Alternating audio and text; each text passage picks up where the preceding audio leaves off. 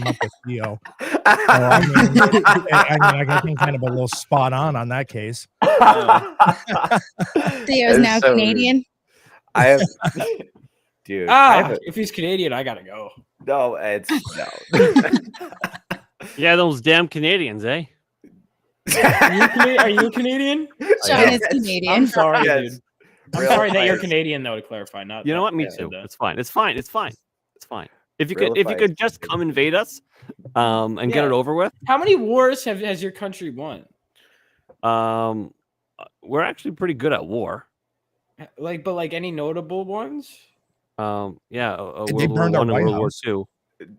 We did burn down the White House. We're kind of good at war. Oh yeah, you did burn down the White House. Yeah, we should nuke you guys. I don't think you suffered enough.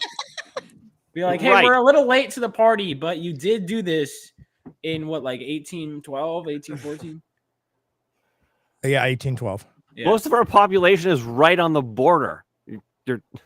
I mean, sure, there goes Detroit as well. So here's what really we tell you guys there's some really cool Canadian bacon up north. You got to all just go up there. We don't like Canadian bacon. It's fucking gay. It's the hammiest shit ever. It's disgusting.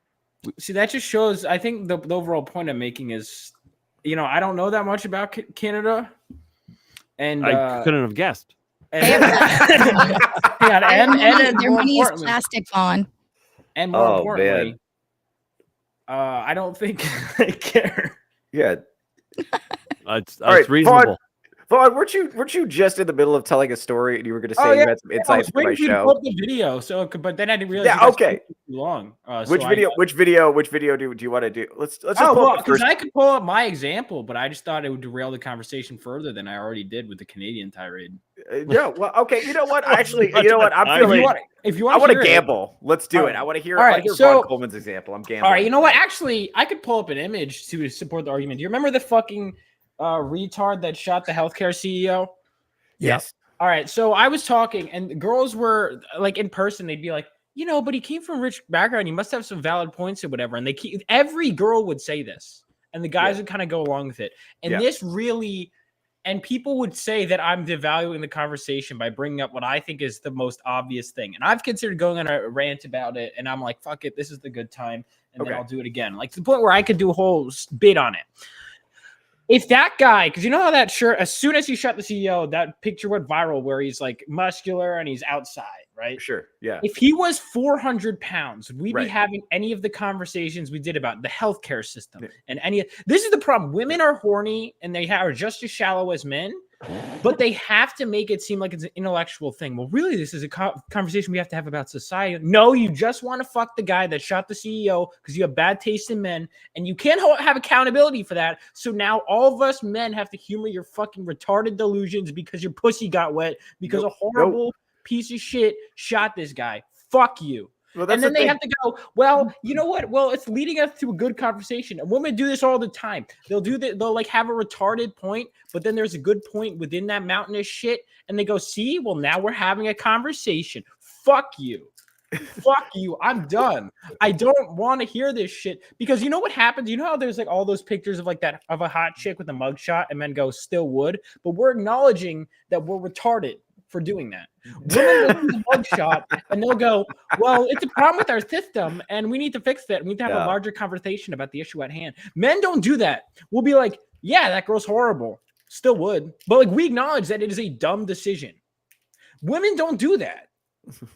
Right. They have to intellectualize, and not only do they have to intellectualize it, they have to force us to intellectualize it, to humor their fucking delusion. It's the same shit when Ted Bundy was on trial. There were literally fangirls. Yes, Ted, he's killing you. No, but then they're like, but he came from a good background, really. It's the problem with the mental health crisis in this country, and that we can fix him. We can fix him. Stop. Women do like to fix men. They can't, ever. That's debatable. No, they can't. The men fix themselves. But here's the thing. The women take credit for men's work like they always have. Vaughn, let me ask you something. If you know that this is reality, why do you have to be mad about it? Well, because I just want... Well, all right, that's true. Because I was about to say... You know, Theo, you make up a good point because I was about to say I want women to know, but they won't because they'd have They to take won't. accountability. They And they'll won't. never No, they will. won't. And Right. they Well, it never goes back fucking to will.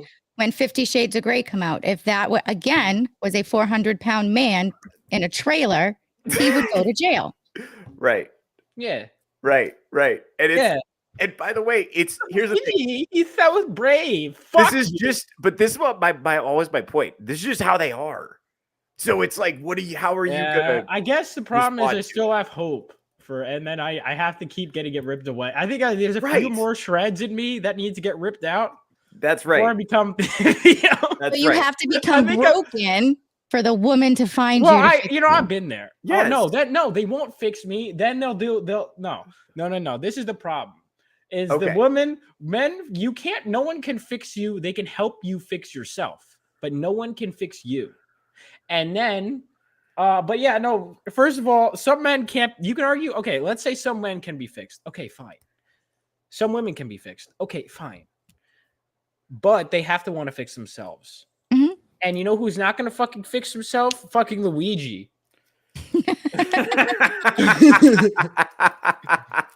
Yeah. But Well, that really did bother me, like a lot. Apparently, Luigi has a porn or something out. Oh, really? Of course he does. And He does. yeah, and so here's the thing. You think that's something Theo would know, but do you know who's talking about it? The women. Of course. Right. Yeah. I didn't Because- know about this. I Well, didn't know about this. Emerald, can we find that? Can we find Luigi's porn? I'll try. I gotta go in. Wait, hold on. Because Yeah, I don't yeah. want that in my search history. yeah, Right. so Definitely open an incognito allegedly- window. allegedly there's a sex tape, and all the women are like, "Oh my god!" And I'm Yeah, just like, have you "Really, watched it, ladies? dude? Really?" Honestly, thought- for real though, like Vaughn's making a point. If Casey Anthony had a sex tape, I would look it up. But Casey I Anthony? would know that I was being retarded. I wouldn't think that, hey, well, maybe we need to have an intellectual conversation about locking babies in the trunk and letting them die. You know, I wouldn't think that. I would be like, oh, well, I'm being, retarded on purpose because I want to Yeah. get a rise out of people on Twitter. Like, I wouldn't try to intellectualize it. I think to Vaughn's, but also like this is my point. This is what I always come back to. This is now that you know that that's reality, you kind of just have to deal with it. Yeah. It's like, It's the thing. I keep wanting to change it, and it's like, Yes. well, yes, and I understand that's I understand that impulse. I understand that impulse, but especially if you're somebody who has a lot of agency and makes things happen in your own life, you kind of just like, well, then I'll just like change this that I don't like. But some things you just kind of got to be like, that's one of the tough parts of learning that like you can't fix some people. I think the correct word is change. So there's there's something the broken. confirmation. okay, so it does exist. Yes. It does exist. We don't have the actual tape. Luigi, is it gay sex? No, I think it's It supposed says, to why be. it matters. Mangione, 26, is accused of shooting, killing. Yeah, we already know that outside. Let's see. Yeah, hell, since this is women have just for some reason keep getting wet around him and want him and think they can fix him. Yeah. The most recent appearance. Yeah, okay. Let's see. His surge online fan base has ultimately led to alleged killer becoming a sex symbol, a status many feel uncomfortable about. Well, yes. Really, women, really? Yeah, This guy? exactly. Really? I mean, I'm not going to lie. I can see the appeal. Yeah, I'm not surprised His by that. I guess eyebrows are fucking huge. here's the thing. I'm surprised. Giant. I'm surprised you guys are surprised. I guess that's that. Why do you think that? Here's the thing. This stems from belief that I think men. It's comfortable for us to believe that women are morally better than they are, and I they're agree. not. They're actually just people. Women like are they're animals. actually just the same amount gross as we are. Yes, I agree. We just lie about it publicly because to placate their emotions. There's like almost like a simp gene in men. The lady in the streets and a freak in the sheets. Right. BS Warren's here. What's up, buddy? Famous author BS Warren in my chat. But I can see the appeal. He's not a bad looking guy. See, and then your brain goes, I wonder if he has an Italian accent. See, my You brain, know? but here's the thing. Right. There's 7 billion people. There's probably another good-looking Italian guy that doesn't shoot. Yeah, but this CEOs guy's and on people. TV right now. Yeah, but he's in your face. He is there. Yeah, it's on TV right now. It's Says the rumor of the sex tape came out from Outlet Radar, which reported that Mangione kept a stash of videos of him having sex, citing an unnamed source who said the video were cinema level quality and had perfect lighting. Interesting. The So that radar tells me it's article- not his first time. The Radar article does not identify or provide any details about the woman that's supposedly involved in the video, saying they are too afraid to come forward. Well, yeah, because all the women that want him would be upset with her because she got him. Probably. I don't so know. this guy's also Or maybe- facing the death penalty, right? So No, just I think she doesn't want imagine- accountability. imagine all of the greedy pussies that are just going to scream out in unison when they finally, death penalty him. That was good. Thank you for that, Sean. I appreciate you. Oh shit! I pissed off TikTok.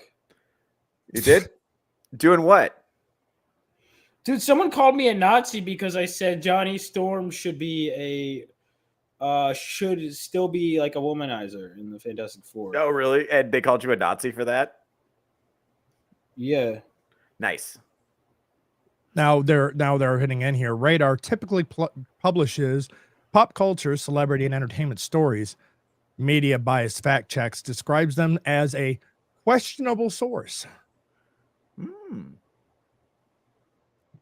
I will continue to search incognito. Thank you, buddy. Appreciate it. Maybe it exists, maybe it doesn't. Ultimately, it doesn't matter. What does exist is the fact that many women believe it does, and they're frothing at the mouth. He's a thirst trap. Among other places. Yeah. He's a thirst trap. Oh, no. It's just, I don't know. It's just, I think a lot of men don't understand. Oh, see, there we go. So from the Sun, Fox 45 News reporting Mangione's lawyer denies client appeared in sex tape. Well, that's kind of disappointing. So sex tape confirmed then. Rule 34. Yeah. Hey, Mr. Scott. Yeah. Well, I'll tell you. Yeah, I'll tell you what. Let's see. Let's say hi to the Rumble chat real quick. Is anybody in Rumble chat, Emerald? Or am I saying hi to it too early? Oh, Mr. Scott's Yeah, here. we haven't got Mr. Scott. Hey, what's up, man? And we will check back in. All right, There's rad. 15 out there watching. They need to get they're more. involved in lurking. them. Oh, very exciting. What's up, fellas? And maybe ladies. Shout out to the 4% also. What's up, ladies? We love to see you here. We're getting the numbers checked on that to make sure that there's no stealth. You know what we need to do then? We need to make a 4% special emoji that we can put in Rumble. And so I mean, okay, his Rumble game is poor, piss poor. In fact, there's like 30 or 50 or whatever emojis that we can make special for him. So toilet paper is going to be one, maybe hose for hose it out, 4%. Right. I mean, so that's 3 off the top. You can put horses in the chat a lot. Horses, a horse emoji. It could be, yeah. I mean, we can do all these things. So we're gonna get some very special emojis, I think, for Theo. I'll have to maybe send them to Emerald so he can get those in there. Well, now we got, very trusted Perez Hilton. Right. Allegedly, the sex tapes for sale. Oh, hey, there you go. Interesting. You try to find something to do with that feet finder money, Gina? Maybe. By the way, it's just curiosity. By the way, we're gonna have the Gina's feet reveal later. That's gonna happen. I haven't forgotten about that. I just want to get to topics first. I just don't want the chat to let me forget. We're doing that later. All right. Let's do that first video, Emerald. Let's get rolling on this. Okay, this was fucking wild. So you guys know who this is? Okay, Uh, this is Lily Phillips. This is a chick who fucked, not the chick who fucked 1,000 people in a day. But this is the one who fucked 100 people in a day. Okay, it's not as And bad. she just did the 50 dude backdoor challenge where the chick she did it with had to get fucking reconstructive butthole surgery. What?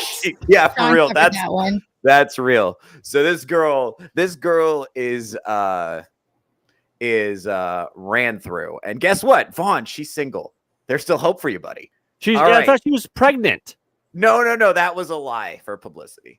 Oh, well, the other one's pregnant. No, the other one also lied. Yeah, it was 2 lies. Not surprising. These Yeah. bitches. Yeah. It's no, but it's just as a stand-up comedian, I recognize a pathological need for attention when I see one. If she Fair doesn't enough. get the approval from everyone around her all the time for something, then she's gonna die. And she thinks that the only thing that she could do to create value for other human beings and validate her existence is to be a whole. And that's a rough way to live. And we're gonna wonder, you might be wondering, oh, where did she get that attitude? Roll that beautiful bean footage. I probably watched pornography first when I was maybe 11. Oh. And so I've always known about it. I've always knew it was a thing. And I always thought it was very normal to watch. Right. But if you started watching it at 11, Yeah. I mean, that is so young. Yeah. And you say it's normal. Can you describe how it has influenced you and your brain and your outlook on Yeah. sex? You know what? It actually made me really sex confident and learn a lot of things. I mean, that's mostly how I learned through pornography. And I do think it has a positive effect on me, just in terms of like Or understanding things a little bit more. Look at her face, though. She believes herself. Yeah. As we know, Yeah. what we see in pornography online Fucking delusional. can be extreme. Is not normal. It depends what type of pornography you're watching. That's what I would say. Okay. And when you look back and reflect on the fact that you had access to this pornography and were looking at it from the age of 11, and not just you, any Gen Z who's got a smartphone, Yeah. does that suggest to you that maybe your generation has been let down by politicians or the tech companies or even parents? I think it's hard because sex is a part of life, and I don't But think not it when sh- you're 11. But I think you should be learning from it from that age. I do believe that, because that's when you start to think about things like that. But learning What? Maybe not Via learning. pornography? Yeah, maybe not learning from pornography. Oh, But no, I she's do de- think understanding it more from that age would be helpful. is there This woman cannot reproduce. All right. Imagine if a man said that. Would No. shit for him. Here's the thing. But a Here's the woman thing. can get away with saying that shit. This is so important because Gina made a great point here. She believes it. She does. believes Look at what her she's face. saying. By the way, the cope language is being used for here. I think I'm really sex confident. That's a word for it. That's Come a on, sir. word for it, for sure, for doing the 50 dude backdoor challenge. I guess you would have to be very sex confident. Dude, the words they'll come up with. Like, you just need to be. Here's the thing. She is making up the justifications in real time. She's literally never thought about this critically before in her life. What up? Allison Sanders is here. Famous author Allison Sanders. Make sure to go check out her book. Well, it makes you think that Diana's here. What's up? Longtime friend of the show. What's up, Diana?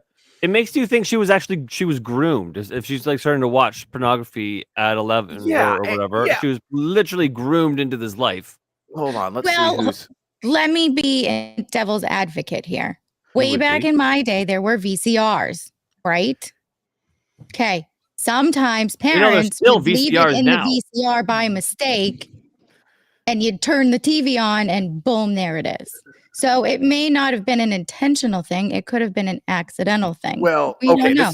This is what But I'll say. either way, the parent should have spoken to her and been like, okay, this is, X, Y, and Z. You're not old enough for this, Do you want to talk about what you see? Like, this is not, just some sort of dialogue, but then you leave it there and you revisit it back in like middle school or puberty or something.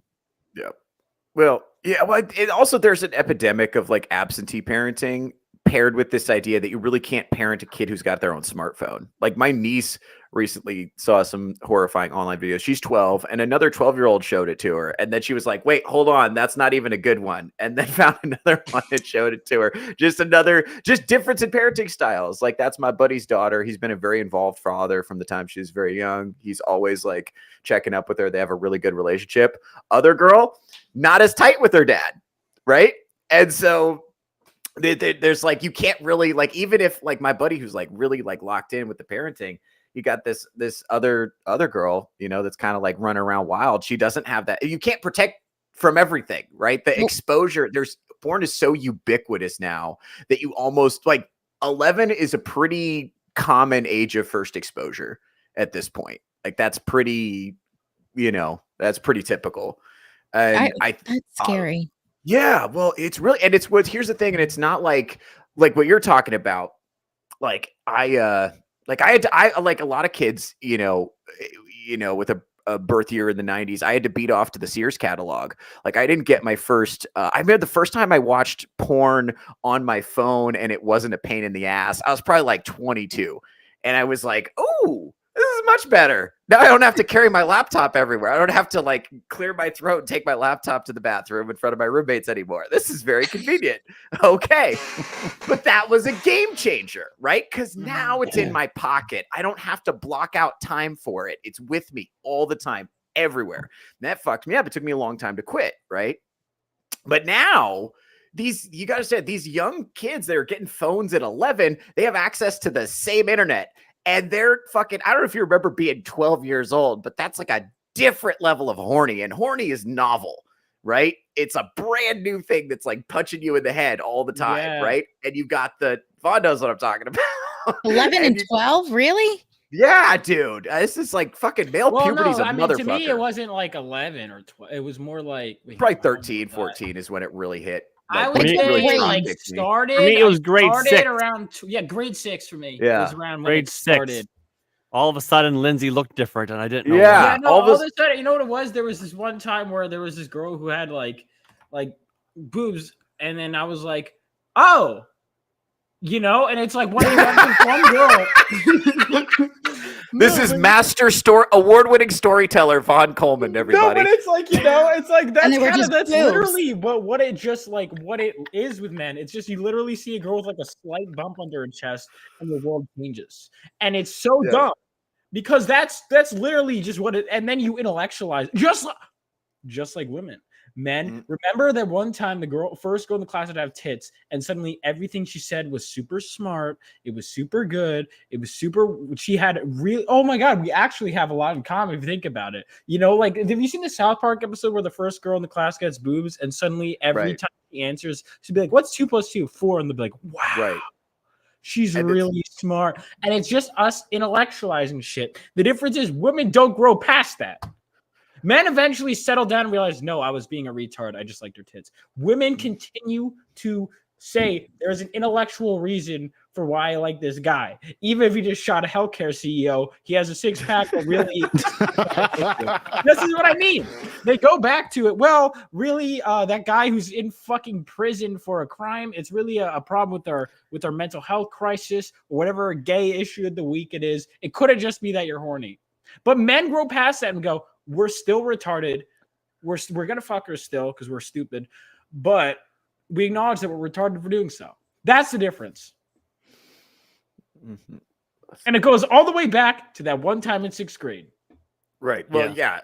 So, and I think it's like, I think the difference with porn now versus porn in like the 90s and early 2000s is I was 13 in 2004 to 2005 during that 6-month period or 12-month period, right? So at that time, if you wanted to see something good, I had dial-up at my house. So I wasn't able to just go on Pornhub. I had to stay up all night and watch Girls Gone Wild infomercials and like jerk off to like censored boobs because that's just like what there was, man. A scramble channel where you just had sound. Yeah, dude. You had to get creative. Telemundo. Well, on the weekend when they had the beach dance shows. Hell yeah, dude. Circa 1992. It became kind of there was effort because it was still hard to see boobs at that time. It took effort. You had to get creative. You had to get clever. You had to be sneaky. You had to get lucky. because Yeah. so one of the things is it Mhm. it was almost like a sort of like a rite of passage where in my day, the early 90s or whatever, where Yeah.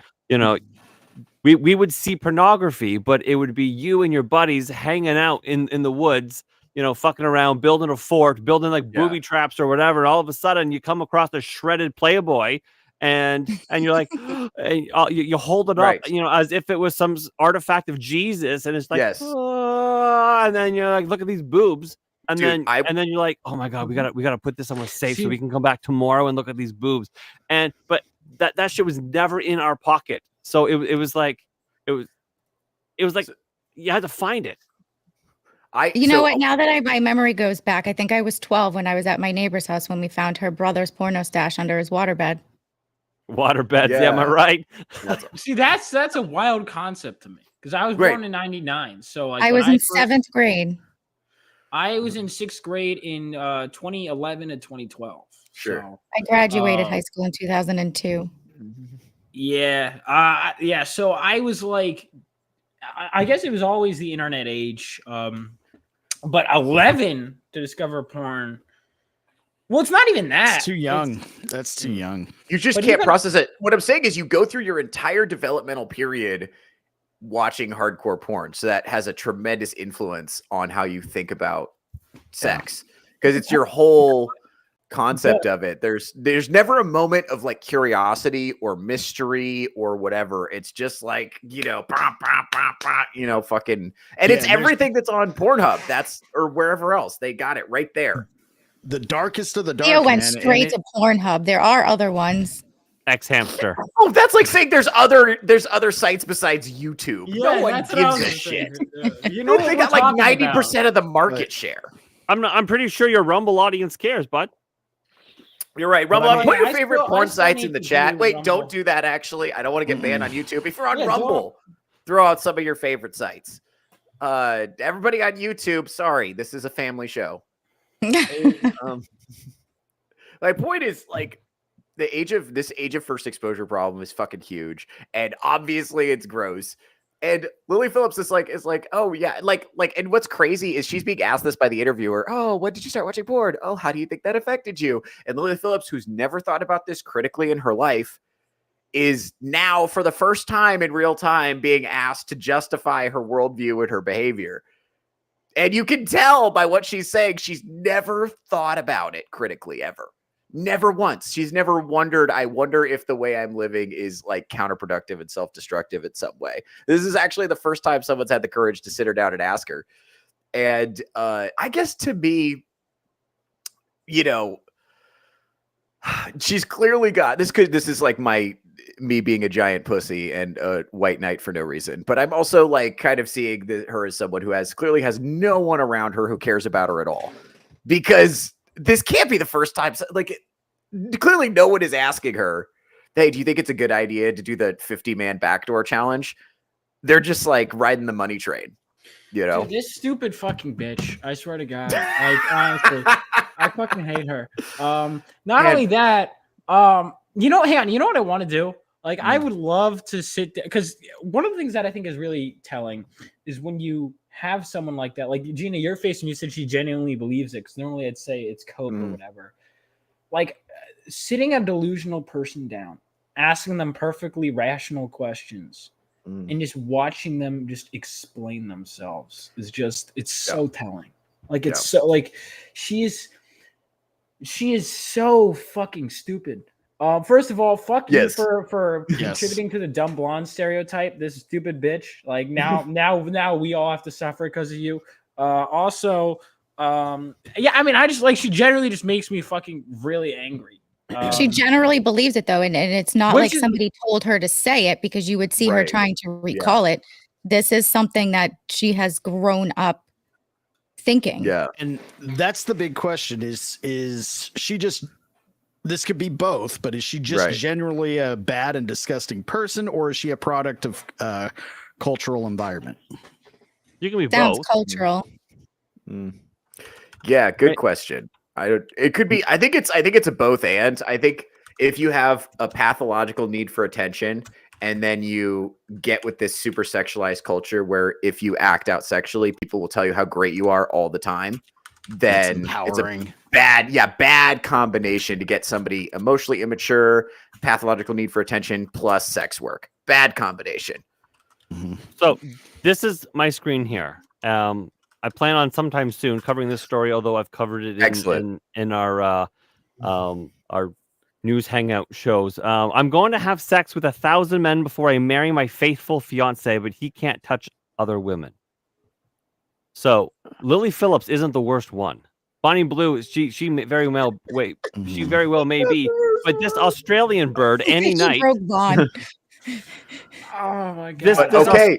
This Australian bird, Annie Knight, she started out, I'm going to do 300 men in a year. Yeah. Get it? She's like, well, that was actually pretty easy. You know what? One a day. I'll do 365. And she was like, wow, that's actually easy. And she's like, you know what? 600 men. And then, wow, I can bang 600 different men in a year. Can I do 1,000?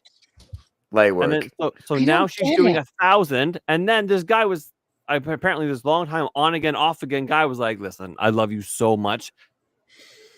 I need to marry you. And she was like, yeah, okay. But listen, I need to finish my 1,000 guy challenge. And he's like, that's fine.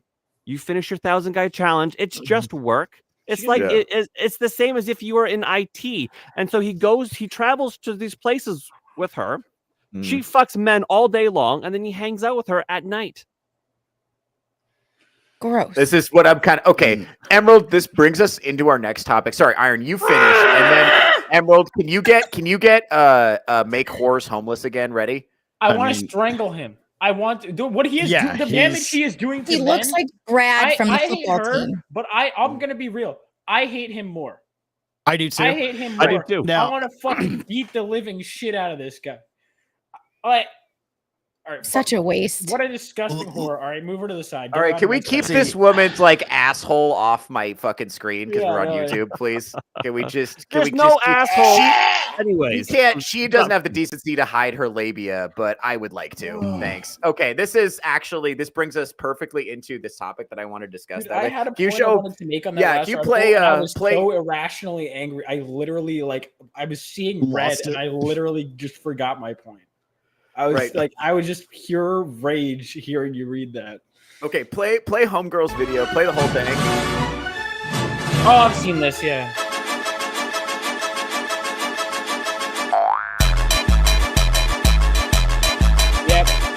Yeah, so the comments under this video are full of men losing their minds. And I get it. She's bragging about owning a house at 23 thanks to 250,000 men. It's infuriating. But here's the thing. She's just one girl, and 250,000 men made that possible. Maybe it wasn't you. Maybe you never spent a dime on this stuff, but someone did. A lot of someone's. This didn't happen in a vacuum. This became mainstream because enough men made it profitable. And this is the world your peers are helping to build. Men have more power than they think. But right now, it's being wasted. Given away. Hoes will be hoes, but only if they have the platform to be. So maybe it's time to stop building it. Base. Bingo. After you gave me that, this is what I've been saying. 110%.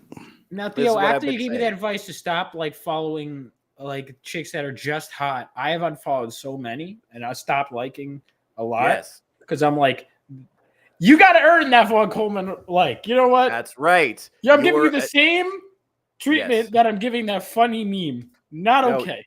No, you got it. There's the thing. I tell guys, you got to fucking occasionally purge. I do. You got to purge your Instagram of butt cheeks. You got to purge it. I'm not fully there yet, but I'm on the process. You'll get there. You're on the way. And here's the thing, Vaughn, especially for you, your attention is valuable because you're way more successful than most of your peers, and that's going to increase over time. So you got to instill that mentality now that your attention is valuable because that's how women view it. Yes. Right? They view so if you're giving it away for free, you're actually devaluing yourself. That's true. You know? So that is true. So you got to instill that mentality now. It's a good way to think about it. All right. Well, we're in Vegas. We're gonna I'm gonna have to, honestly, I'm gonna be on the lookout as in a good and bad sense. Because now that I've seen the worst that women have to offer, right. I'm still fucking seeing red over that one chick. You're about to see more red. Let me ask you. Oh, you got another story for us, Sean? Yeah. So I covered this again on my show. I think Emerald was. Despite being in committed. Tragic reason some men are spending thousands on OnlyFans despite being in committed relationships. So, okay, it's not thousands, bro. Thousands isn't the word. It's technically true, but there's. For example, another woman found that her husband had forked over $46,000 chatting to the models on the site. Just chatting. Yeah. Just a good morning. Hey, how are you? One man admitted that he was spending up to $600 per month to chat to women on OnlyFans just to have someone pretend to care about my day and say good morning. This gives me a channel idea. I should just start a Rumble channel that's subscription only. Just kill yourself. If that's you, just kill yourself. Last year, another woman came forward to reveal that her husband had spent a whopping $135,000 on OnlyFans, leading her family to bankruptcy. It was devastating, the 46-year-old said, who is now divorced. Well, yeah. Dude, wait, can I actually, I will say, I don't know if you guys have seen that one skit. Or looking at your forehead. Oh yeah, sorry. I don't know if you've seen that one skit where it's the guy who's like has what's supposed to be prostitute. He's like, come in. How much do you charge? This much. And he goes in, basically just gives her an argument. She's like, you're right, babe. I'm sorry. And he's like, that's good shit. Gives her like hundreds of dollars. Yeah. Like that, I can understand. Yeah. Honestly, I don't justify it. But to have a woman, like to pay a woman to take accountability, for real. Accountability for your real life Gina life. is in that business. If we remember, she's got that feet finder. We're going to be covering that later in the show. The what? So, Gina has a feet finder, and she tried to hide it from us. Sean found it. It's been a whole thing. We're going to pull it up here in a bit, but we got to do the topics I am the first. anti-feet. Right. I'm now to the point where you're anti-feet now. No, I see Gina's feet. To be fair, out of pure fucking spite for you guys, I am going to marry a double amputee and be like, "Fuck you." I don't need. Hey, by the way, Vaughn. Later, I'm going to be hosting everywhere. It'll be great. We're going to do a Touch Grass special episode where I host the Great Feet Debate, and you are definitely going to be invited back for that. You're going to be on the anti side. Everyone else is wrong. Based on that statement, Vaughn, we know where all your money's going to only stumps. So wait, let me see. Double. Actually, I was about to look it up, but I don't want on my search history. Have you? Do you follow Disabled Cuties on Instagram? That's a real. That's a fucking thing. Oh, fuck. I'm looking this up. This is hysterical. Disabled. You guys are teaching me new things here, and I don't know if I need to learn these. Dude, bro, I follow all kinds of there's this really pretty girl who's a quadruple amputee. She's literally a torso and a head, buy at a sex shop. Yeah, dude. Bro, I keep getting recommended by the algorithm. I keep getting recommended this Down syndrome midget. She calls herself, does the fact that I have Down syndrome and I'm a midget mean you won't clap these cheeks? Like, she'll literally post captions like that and then just like jiggle her ass in the camera. And it's like, this feels not great. I'm still watching it, but it feels not great. Not great, but serviceable. It'll get the job done. Not my proudest nut, but but a nut. A nut nonetheless. Squirrel's got to get his nut. So Chris in the Rumble, before we get too far astray from this point, says, to play devil's advocate for a second, is this an indicator of how many men don't find comfort, appreciation, respect, love, etc. from their current relationships? I think that's a huge factor. So it's quite possible. It is quite possible that the men can't pull whatever they need out of their relationship. So they're like, well, I guess I need to go to somebody who's selling it. So could women, in some sense, also be sort of causing No. What I'm hearing is that these men don't know how to suffer with dignity, and they don't practice stoicism, and they don't practice emotional discipline. Yes. You're lonely. So fucking what? You don't have an excuse to fall into degeneracy. Mm-hmm. I don't care. There are a lot of also I don't men care how you feel. Who are in a happy, committed relationship, but still just want other attention. Yeah. Well, yeah. There's a woman likes to be told all the time that they're pretty. Right. Both men and women, those are weak people. If they need that to a romantic or, I just wanted to feel wanted. stop it. Talk to who you're with and work it the fuck out. Go, buy some whips and chains and fun outfits and make it work. That's what grown-ups do. Yeah. Like spend $135,000 and bankrupt your family. Right. That's crazy. And by the way, or, it used to just be having an affair. Fuck. This is worse, in my opinion. Well, you're just going to take a page out of Theo's book and what is hiding in his closet. Hey, we're not talking about that. Who's We're not in the talking closet? about. We're not Besides talking you. about that. It's open a little bit. We're not talking about that. We're not. Come out, Strider. We know you're in there. Hold on. If the stock on his microphone is any indication. Hey, listen.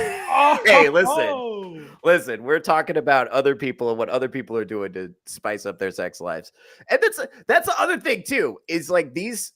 It's not just the money. It's the amount of, even if it was just free porn, right? You're taking time, energy, effort, and attention away from your marriage. You are stealing that intimacy away from your wife. That's an opportunity for you to get closer to your partner, and you're choosing to get close to a prostitute. Right now, the fact that this exists is ruining society. And I think it is just a fact that most men are not disciplined enough to stay away from it.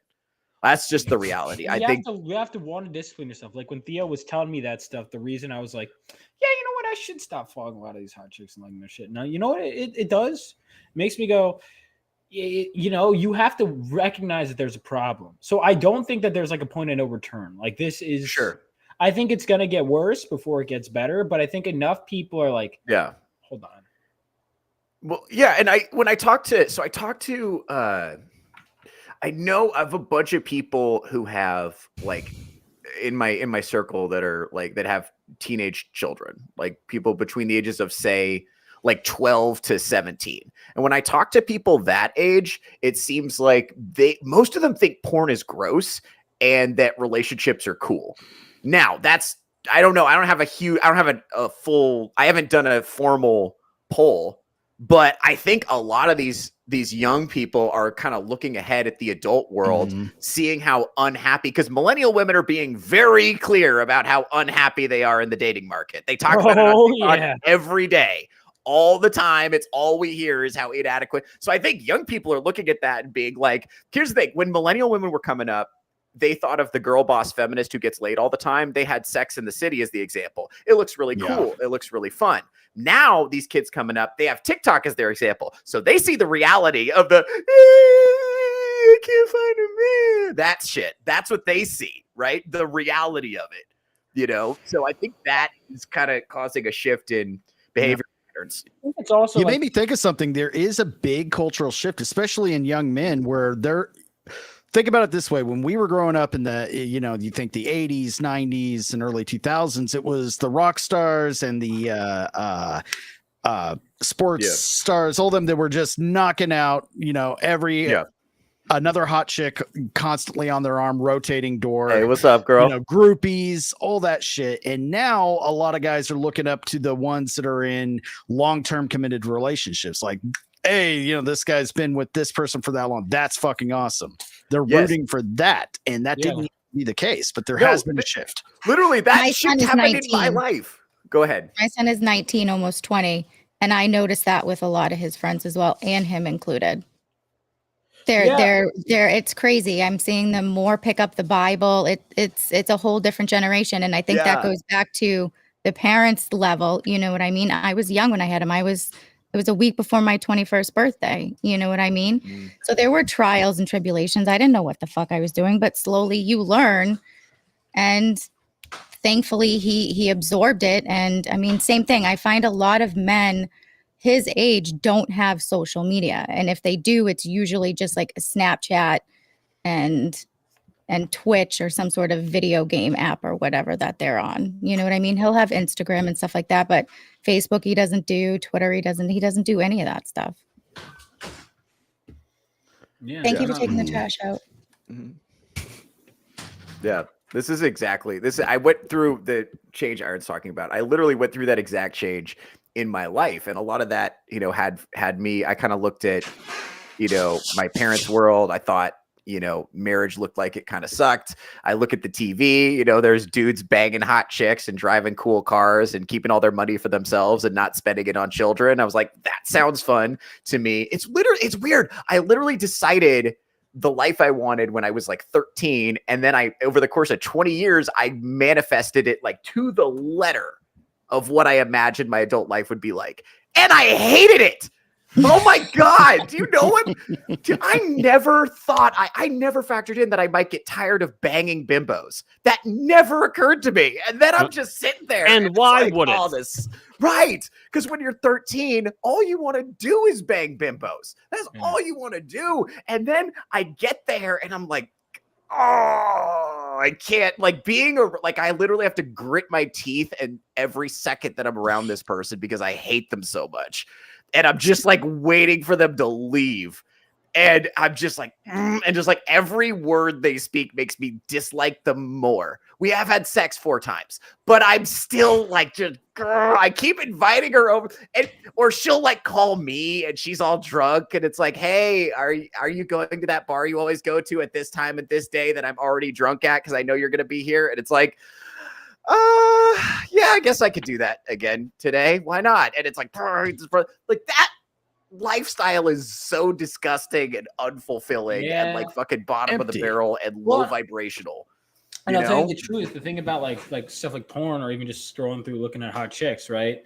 Is you're alone on a night and you have that feeling, right? Of like, I want, even if it's not just horny, it's like wanting something. Right there, instant gratification. And so because of that, a lot of men who don't want that will settle for that because we can't get the other thing right now. And so you know what happens? A bunch of women do the same. Right. It's what's happening is we're having a bunch of men and women that are settling for less than their worth. And when they do that, they decrease their value. It's the same thing. If I start selling, let's do math. Let's say my book is $20, but I'm not making much on sale. So I start selling it for less. Now, if I go back up again, people will be like, well, hold on a second. You just decrease the value of your product. You know, because now you've shown that you can give it away for less. You know, I mean, so it's like that kind of, that's now apply that to people on a bigger scale. You're worth more than a piece of paper, for the record. Yeah, I don't know if that's true. And strictly you speaking, don't think people are worth more than a piece of paper? Well, no, go elaborate. No.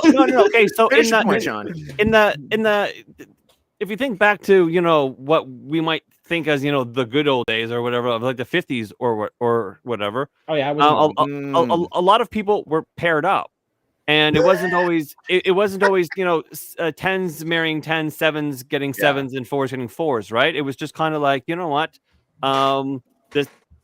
this guy has a job, and you know, he's from a reasonable family, and you know, she makes a nice cake or whatever, and our parents are good friends, and then they just get together. And maybe it wasn't perfect, but they, you know, on the outside it was always perfect because it had to be. But that was just that they like settled for the marriage and they made the good thing. Where in nowadays, you know, you have these women who are ostensibly they're bowling balls with legs going, you know, I need to have that. I need to have that guy with the 6-figure salary, 6 foot tall, and at least a 6-inch dick.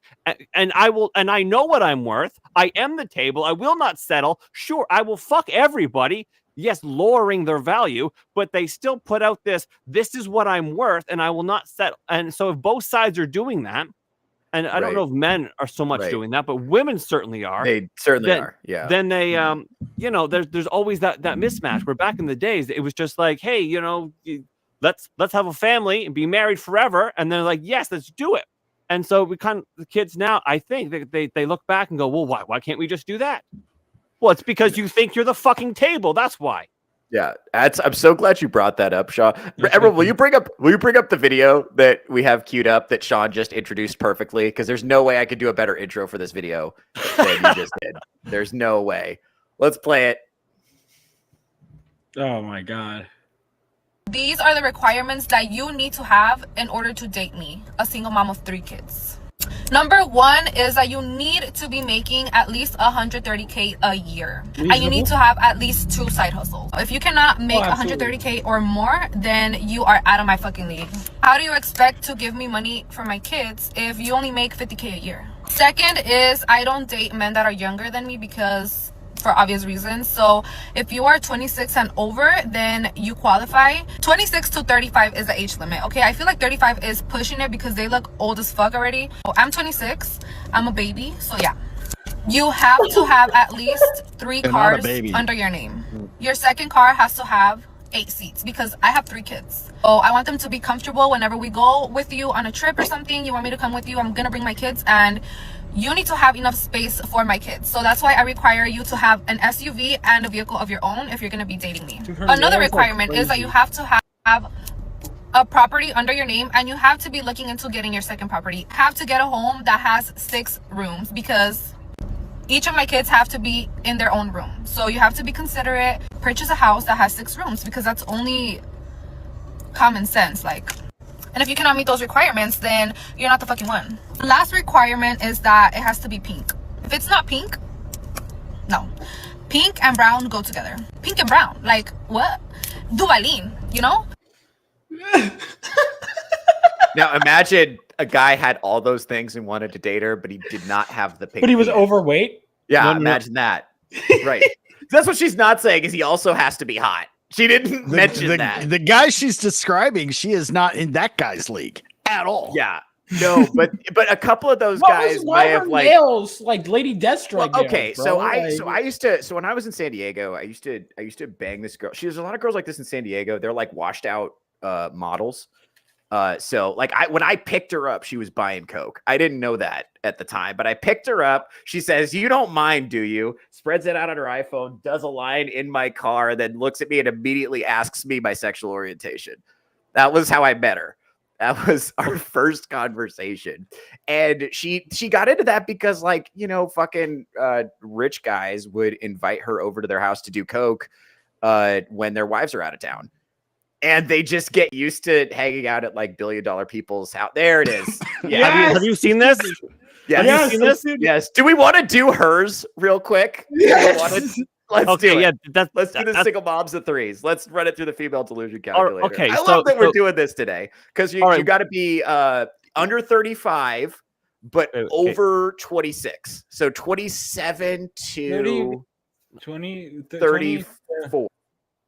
30, no, yeah, she said 27 to 35. Yeah, Theo, let's not make it even harder on ourselves. Okay. Please. Okay. All right. So we're excluding married because she, right. You know, she obviously has, you know, he some can't morals. He can't be. You know. Yeah. Oh wait, is he allowed to have 3 kids? That's important. Probably not. I didn't mention it, but probably not. Okay, and she said pink penis means white ethnicity. Am I right about that? I haven't seen a lot of penises. Gina, can you weigh in? Wait. Yes, they're pink. Okay, thank you. All right, so a white guy. So this Latin girl wants a white fella. Is that a white fella or brown? She said, well, she wants a pink penis, particularly. It's just my understanding that what she say was brown. Then? She's brown. She said brown and white go together. Yeah. Okay. All right. Yeah. Okay. All right. So minimum height. What do you think? I'm going to say 6 feet for her. Well, no, yeah, she definitely didn't say exclude obesity. She didn't say so. Is there a minimum height? Exclude obesity, but okay. So average height for a man is what 5'10". Let's try and give this woman as much grace as possible. It's not 5'10". It's not the average. 5'9" is average, so we could set it. 5'8" is average. I'm 5'9". I'm 4'11". What? Yeah, you are. What's up, girl? I'm 4'11". We'll go 5'10". Let's throw you in my carry-on luggage. What's up? She didn't specify height. Let's give this Latinx woman some. All right, minimum. Why does it sound like a slur when you say it like that? No, what was it? 150K, right? Plus 135K, I think was. No, she said 150. It wasn't 135. I thought it was. I thought it was like 130 or something. I thought it was 135. Like, okay. I don't want to make it too hard on her. All right. I didn't know there was a calculator for this shit. Yeah, yes. It's how delusional women are with this fucking. I need a guy that's this, and this, and this. Okay. All right. And so this is just. No, I'm gonna list my my requirements after this. Let's all just like forget about reality for a second. Holy shit. You are 4 out of 5 delusional. You're a cat enthusiast because you have a 0.8% chance of finding that. That is 1.5% can of do it. I all believe in white you. men in that age range. Yeah. She would go through all of them to try to find him. Yeah, you know what, honey? I believe in you. You got this. You got and this. what's crazy That's is how like, fucking crazy these women are. yeah, guys who are doing that well, especially that young, are not gonna be interested in her. Dude, it's just not. Like that's I don't know what to tell you. insanity. I don't know what to tell you, dude. But like, it's just not gonna work. Yeah, none of that. And here's the thing. One thing I do want to stress is that this is what women say publicly, but then in reality, they're just like banging Chad from the vape shop. So what happened is Chad from the vape shop left her on red, and she's mad, and he's like emotionally distant in a way that reminds her of her dad, and his place smells bad. But he's got a beanbag chair, and he says he'll get a mattress next year. So she thinks maybe there's a future there, but he keeps ghosting her because she thinks there's emotional depth behind his eyes, but there's not. He's just dumb, but she doesn't know that, right? And so she's tired of being ghosted by that guy. So she's like, okay. And she gets mad, and she's like, this is requirement. She's never dated a guy like that. She doesn't know any men like that. She doesn't know where to find men like that. What she's saying is, I'm tired of getting ghosted by broke guys.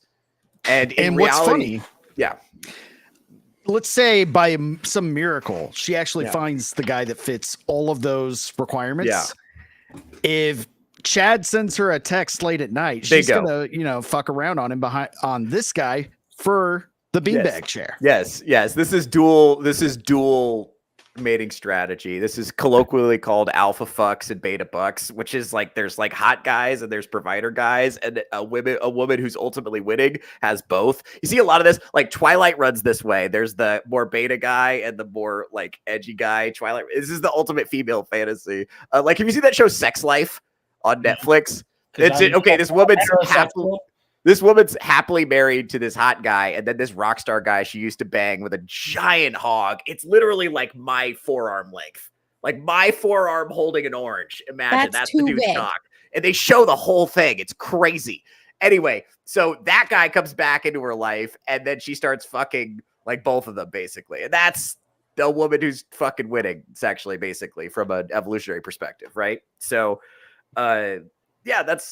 this is just a person who, even if she did, Aaron's exactly right. Even if she did get with a super stable guy who is providing her a great lifestyle and a great income, as soon as Chad from the vape shop texts like, hey, I'm off, she just drive over to his house and get plowed. My mom's out of town for a week. Bro, and here's the thing. I've been on both sides of this. Oh, I could tell. You were very descriptive. It was they treat hot guys so much better. Like, there are just no fucking rules if she thinks you're hot. You don't have to do anything. You don't have to. Here's the thing. That's why I can't try with women anymore.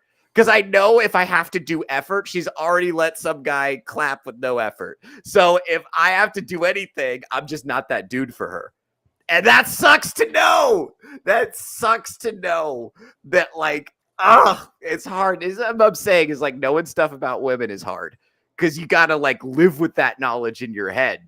You got to know it. Ignorance and then is it's bliss. an info hazard. So, but the man she wants, she makes work for it. Yeah. Yes. And that is it's one of the great betrayals of the current dating market. And women don't understand. They don't understand why that concept is offensive to men. They don't get it. Like they don't. They have a hard time computing because fundamentally they have no empathy and they view men as like emotional support animals, objects that can create things for them. I've slept on the floor. I've slept in the basement. I've slept on an air mattress. I was on a camping cot for a while. Bro, I'm a comedian. Do not fuck with me on poverty. I know what I'm talking about. Bro. Now, this is what I'm saying. Like, yeah, it's and by the way, this is so crazy. Like when I was in law school, like women would shelve me. I had this woman who called me to my face her second husband. That's how she would introduce me to people. And She hadn't even found her first husband yet. She just knew I was a safe bet. That's how. Right. Now. Later, when I became a struggling comedian, I had a 3-way on the floor of a basement where I was sleeping. Just a bunch of blankets piled out together, and I had a 3-way there with a bunch of chicks who thought it was a good idea, right? Because at that point, I had transitioned. I was no longer a safe bet. Now I'm the comedian. That guy was just being funny in front of people. We get to fuck him. I bet that'll be exciting. This will be a story we can tell at our bachelorette party. Now I'm that guy. I've been both. I'm telling you, it's better over here. It's better on this side of the fence. I'm telling you, dude. And it's crazy though. But here's the thing. This makes men really cynical because it sets up an environment where there's basically no way to win. No. And you're playing. And I think one of my advice to people, especially a young man, is never be on a hook. Learn from Theo. Thanks, buddy. My advice to men is don't play unwinnable games. And if you find yourself playing an unwinnable game, stop playing and check out. And it's hard for me to conventional dating using apps and stuff is an unwinnable game. You have to break with societal conventions in order to find a happy relationship in the current meta. You just have to be willing to just be like, everything the modern world says about dating is stupid and wrong, and just try something else. And I think the younger generation has intuited that. And that's why they're pivoting back to some of these more traditional norms, because those are stable. It's less chaos. If you just date one person, there's way less chaos in your life. The amount of chaos of fucking multiple people, it's people that is not accurately portrayed in on shows. That brings a lot of fucking chaos into your life because you don't know if they're crazy or not. It sounds like AIDS. Yeah, as soon as you fuck a crazy person, that changes your life forever. The first time I fucked a crazy person, first of all, never looked at sex the same way again. She was completely otherworldly, right? Oh yeah, it was really fun for a while. Then 3 months later, we broke up, and she stalked me for 5 years. This is what I'm talking about. What did you do to this woman? That's not important. Because 5 years is a long time to be committed to stalking. Listen. I was really good to her. Her last boyfriend pushed her down the stairs. Okay, I was really good to her by comparison.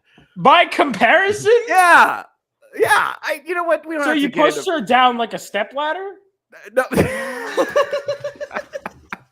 Just the front steps on the way out. Thing. Yeah, this exactly. is a recurring porch. This is a recurring pattern in my life where I will date women who are just batshit crazy because I'm chasing that head rush, and then I'll treat them really well, and that will cause me to imprint on them because most people treat them like disposable holes, but I would treat them like a person, and that would make me the best boyfriend they'd ever had, right? And then criticize them or something. They're and this, right? I've been through that too.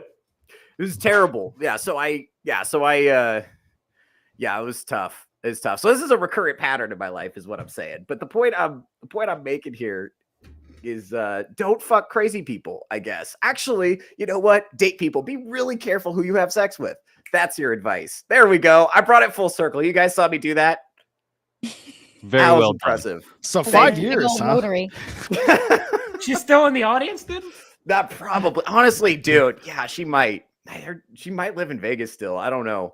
We'll see. Hey, what's that? We'll get might be about a reunion. Okay, let's see. Emerald, let's pull up that next one. Let's do that. So we now realize the true reason he's moving to Las Vegas. He just admitted it.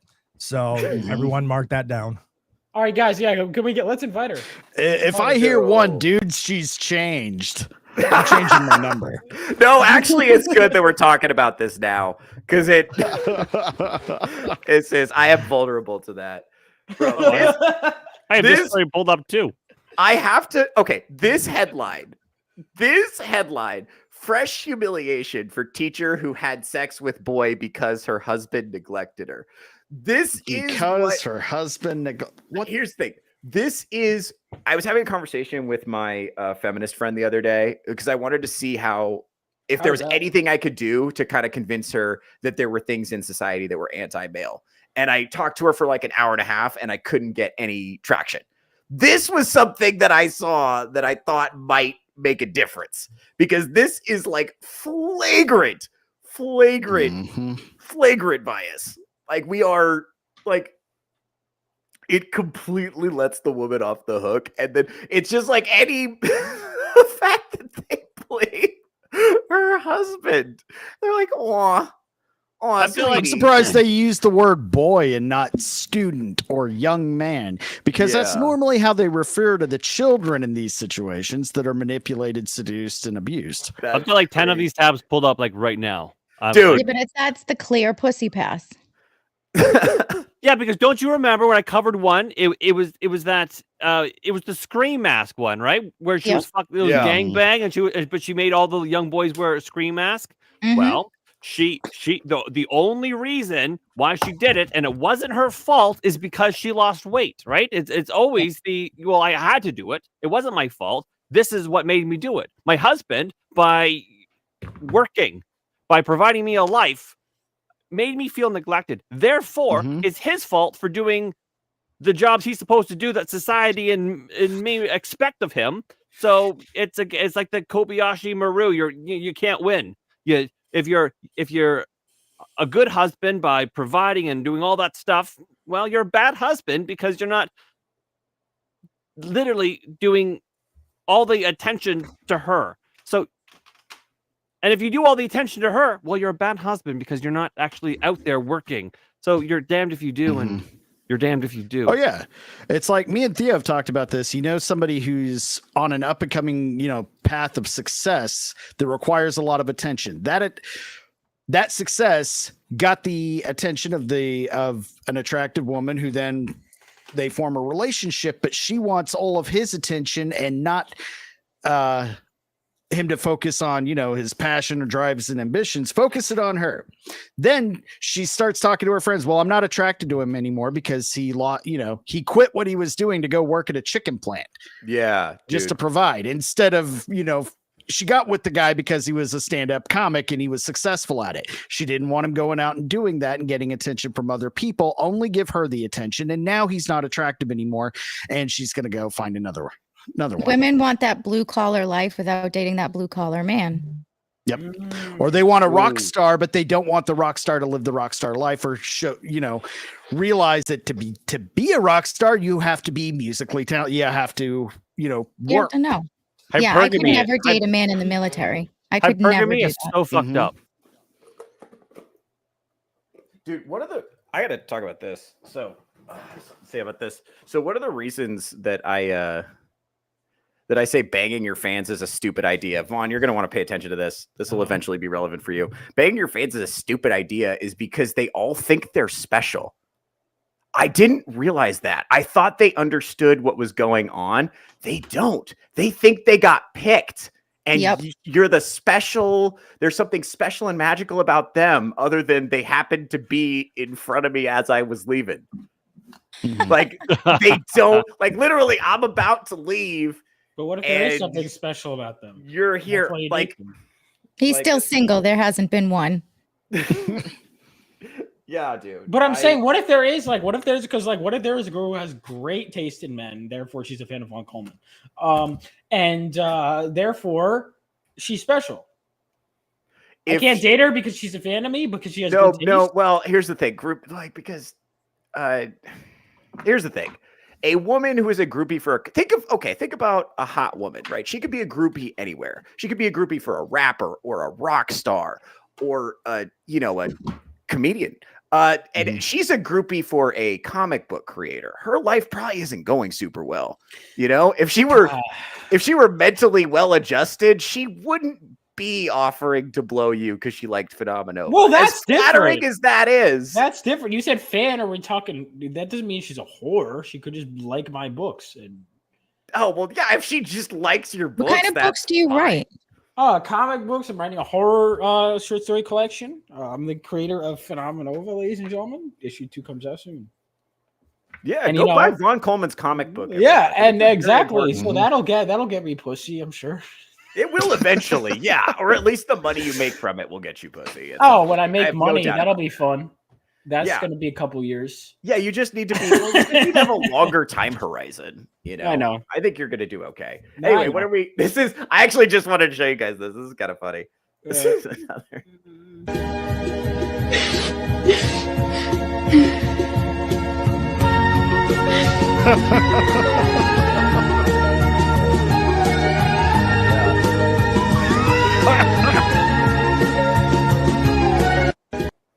Dude, what is going on with that though? The Notebook, Titanic, all I've of never them. seen the Notebook. Every women fucking are Hallmark. whores.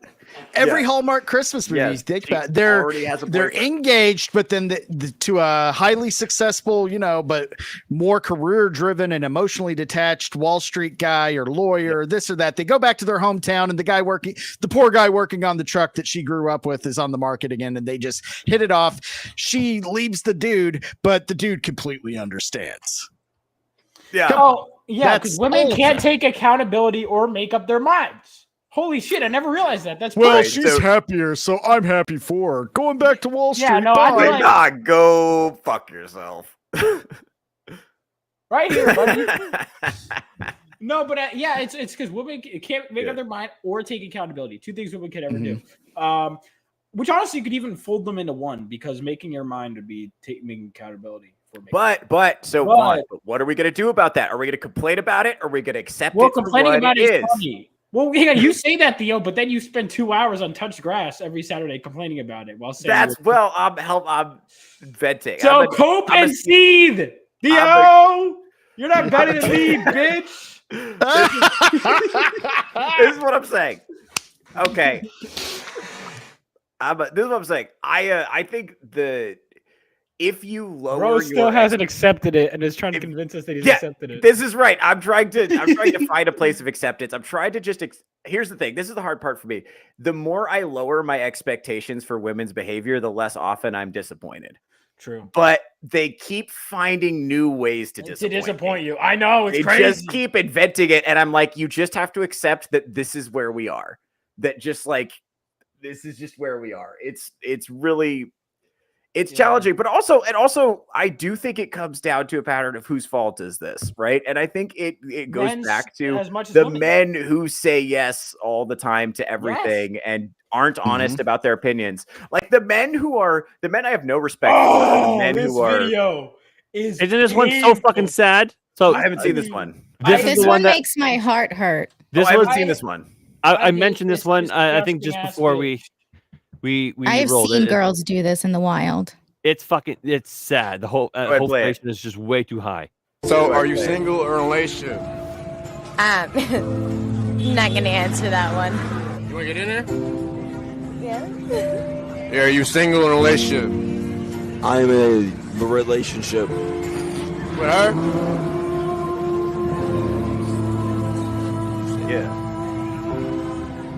No, we're not. Yeah. Y'all aren't together? That was What? That's what she said. Y'all aren't? Okay, anyways, let's keep them out.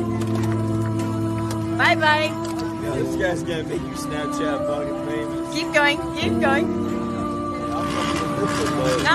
Yeah, you know how it is. Like you always see these like sad ass. You always feel bad for them. Chicks. They say for like 6 months we're in a relationship, and then they say on camera they're not. I always feel bad for those guys. It looks like I was one. That's gonna get you some views. That's some real ass shit. You fucking know it, boss. Thank you. I needed you more than you ever knew. Dude, Yeah. even the quick acceptance. I literally Okay. have goosebumps. No, In my fucking heart every time I see that. Here's the thing. That does nothing to. I had a woman give me her phone number in front of her husband. Like I see this. I've seen this shit in real life. That doesn't move me because I know. You know what I mean? You kind of. This is another thing where you just kind of have to accept it. Yeah, it's just this. Well, the guy it just he just curbed her, right? That's what I got from it. He's like, hey, He thanks curbed for her He because had he it- knew what was coming down the pike. Yeah. Yeah, he's like, oh, thanks for getting me out of this shit. No, but good Yeah, on him dude. on the quick acceptance. Theo, I'm Yeah. going to send you. It's actually a horror story that's kind of that I wrote that's kind of based on women doing this kind of thing. I want your thoughts. I'm not even kidding. This is real. It's going to be my short story collection. I'm going to send it to you in advance, though. Excellent. I'm looking forward to it, buddy. Hold on, bro. Yeah, dude. It's hard out here. It's a juggle out there, man. Like, people really do not give a fuck about relationships anymore. Like, it's crazy. Yeah. But then they go, you know what? I just want to be able to find somebody and love them. It's like, well, you have a weird way of showing it. No. They want to have good feelings forever. Yeah, that's a thing. But if they did have good feelings forever, they would get bored. But they don't. Here's the other thing that's important. They don't know what the problem is.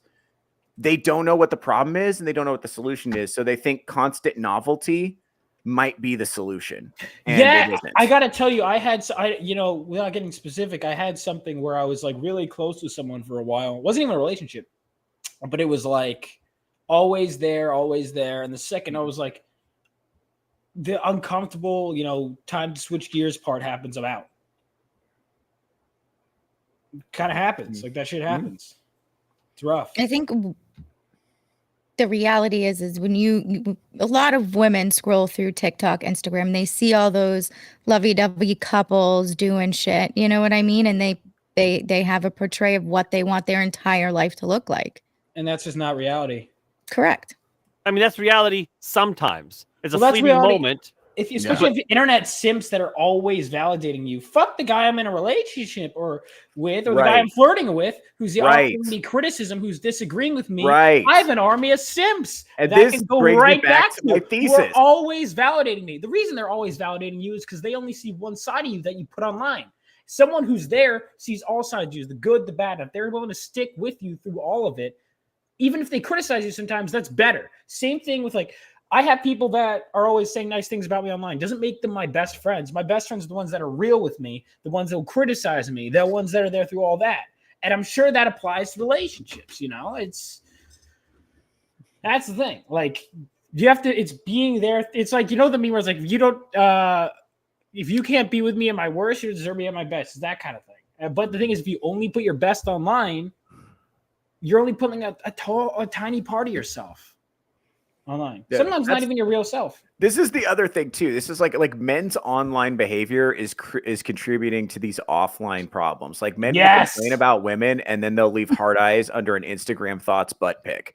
So it's like you are perpetuating the problem. This happens. This is my gripe with the Whatever podcast. And this is Fresh and Fit pioneered the model, but then Whatever gentrified it and made it a little better.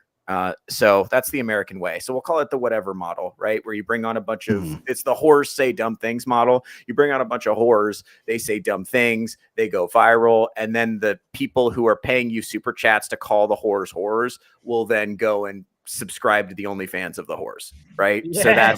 So it's this perpetuating cycle that where the first step is fucking opting out, gang. Stop doing that shit. Opt out. Like, don't play unwinnable games. This is my number one thing. True. Well, I think that's how some women feel too, is they feel like there's unwinnable games because they are given this impossible standard with this instant gratification and attention on the internet. Yeah, that's a crazy I almost can't blame them for being addicted to it, because that's like insane. That's an insane amount of validation. Like, and why would you the human brain is just not designed for it. I actually think Instagram addiction is the real corollary to porn addiction in men, is Instagram addiction in women. Yeah, I think so. And the porn books phenomenon is interesting, but it's related, but I don't think it's the exact one-to-one corollary with porn addiction in men. I think Instagram could be closer, like you said. Because women get off on different things. Yeah, that's exactly right. So they don't get off on sex as much as they do on validation. Gina, do you want to weigh in on this? Well, my daughter has a sleepover, and her dad's here to pick her up. So give me 2 seconds. You can go on. I know. I'm sorry. Okay. Hold on. Yeah, I'll speculate on what turns women on while our one female panelist is out of the room. That's good. Okay. I'll put on a wig, dude. Yeah, I think the validation is the part that really does it for them. Like, feeling like they're like the man really wants them and feeling like they're hot. I think that is what does it for them. And then Instagram is just that in your face all the time. And if you know, go ahead. And it's women have it on easy mode as far as the internet and their social medias are concerned. You see this all the time. A mid-level, the gassed up mid theory. Mm-hmm. Yes. It can be any, stature of women is going to get at least 50 to 60 cents. Yeah. On average, doesn't matter. And it's, are you going to feed into that or are you going to be there for a different reason? Yes. Well, there's this phenomenon. I'm going to run this by you. This is one of my quirky life theories. So there's this phenomenon where mid girls will get hit on more than hot girls because the guys look at her as less likely to reject them. And I think something plays out on the internet where it's like, hey, if I leave hard eyes under fucking Selma Hayek's picture, she's not going to see me. But if I leave hard eyes under this like fucking fat OnlyFans whore, I might be able to get some going with her. She's a little more on my level. But if I say good morning, beautiful, she might like it. Yeah, well, and here's the thing, because he thinks, okay, well, Selma Hayek's not gonna like it, but like fucking this fucking mid whore might. But here's the problem: now the mid whores are getting the meat of the outreach because a lot of guys have that same strategy, and it's a numbers game. There's 1,000 mid whores, and they're all getting those good morning DMs. This guy's got like, it's a perceived low hanging fruit. Yeah. Yes, I've seen this theory play out in real life. I've told you guys I bartended for a number of years, and I'd see the group of girls, and there's the one standout, and then the middle girl. The middle girls are the ones getting all the attention. Usually, the number one is sitting by herself on her phone, or not getting nearly as much attention unless there's somebody there that knows her. If they're in first time in the bar. And the flock, the vultures start circling. They know, it's like that predator prey mentality. They know you are you going to go for the fastest gazelle in the herd or one of the sick little weak ones? You're going to go for the sick. Right. Weak You're going to go for the.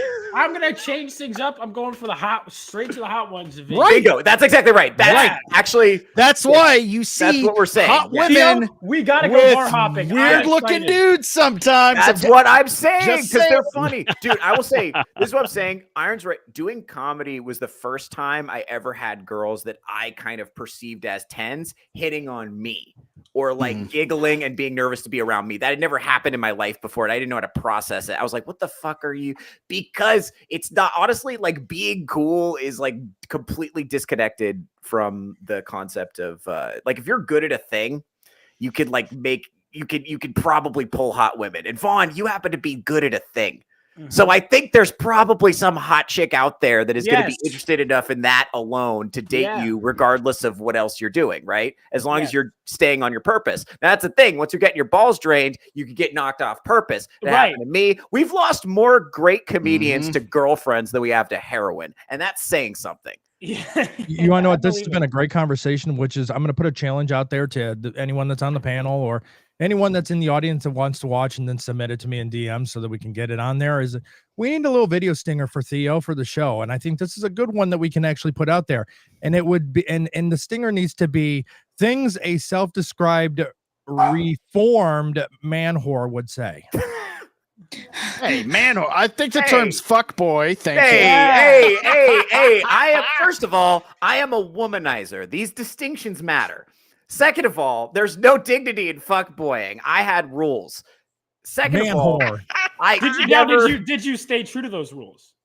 Okay. That's not relevant. Emerald, say that again. It's a reformed man whore, would say? A self-described reformed man whore. Hey, what's up, girl? Toasty's here. What's up, girl? Hi. Like I said, I don't do that stuff anymore.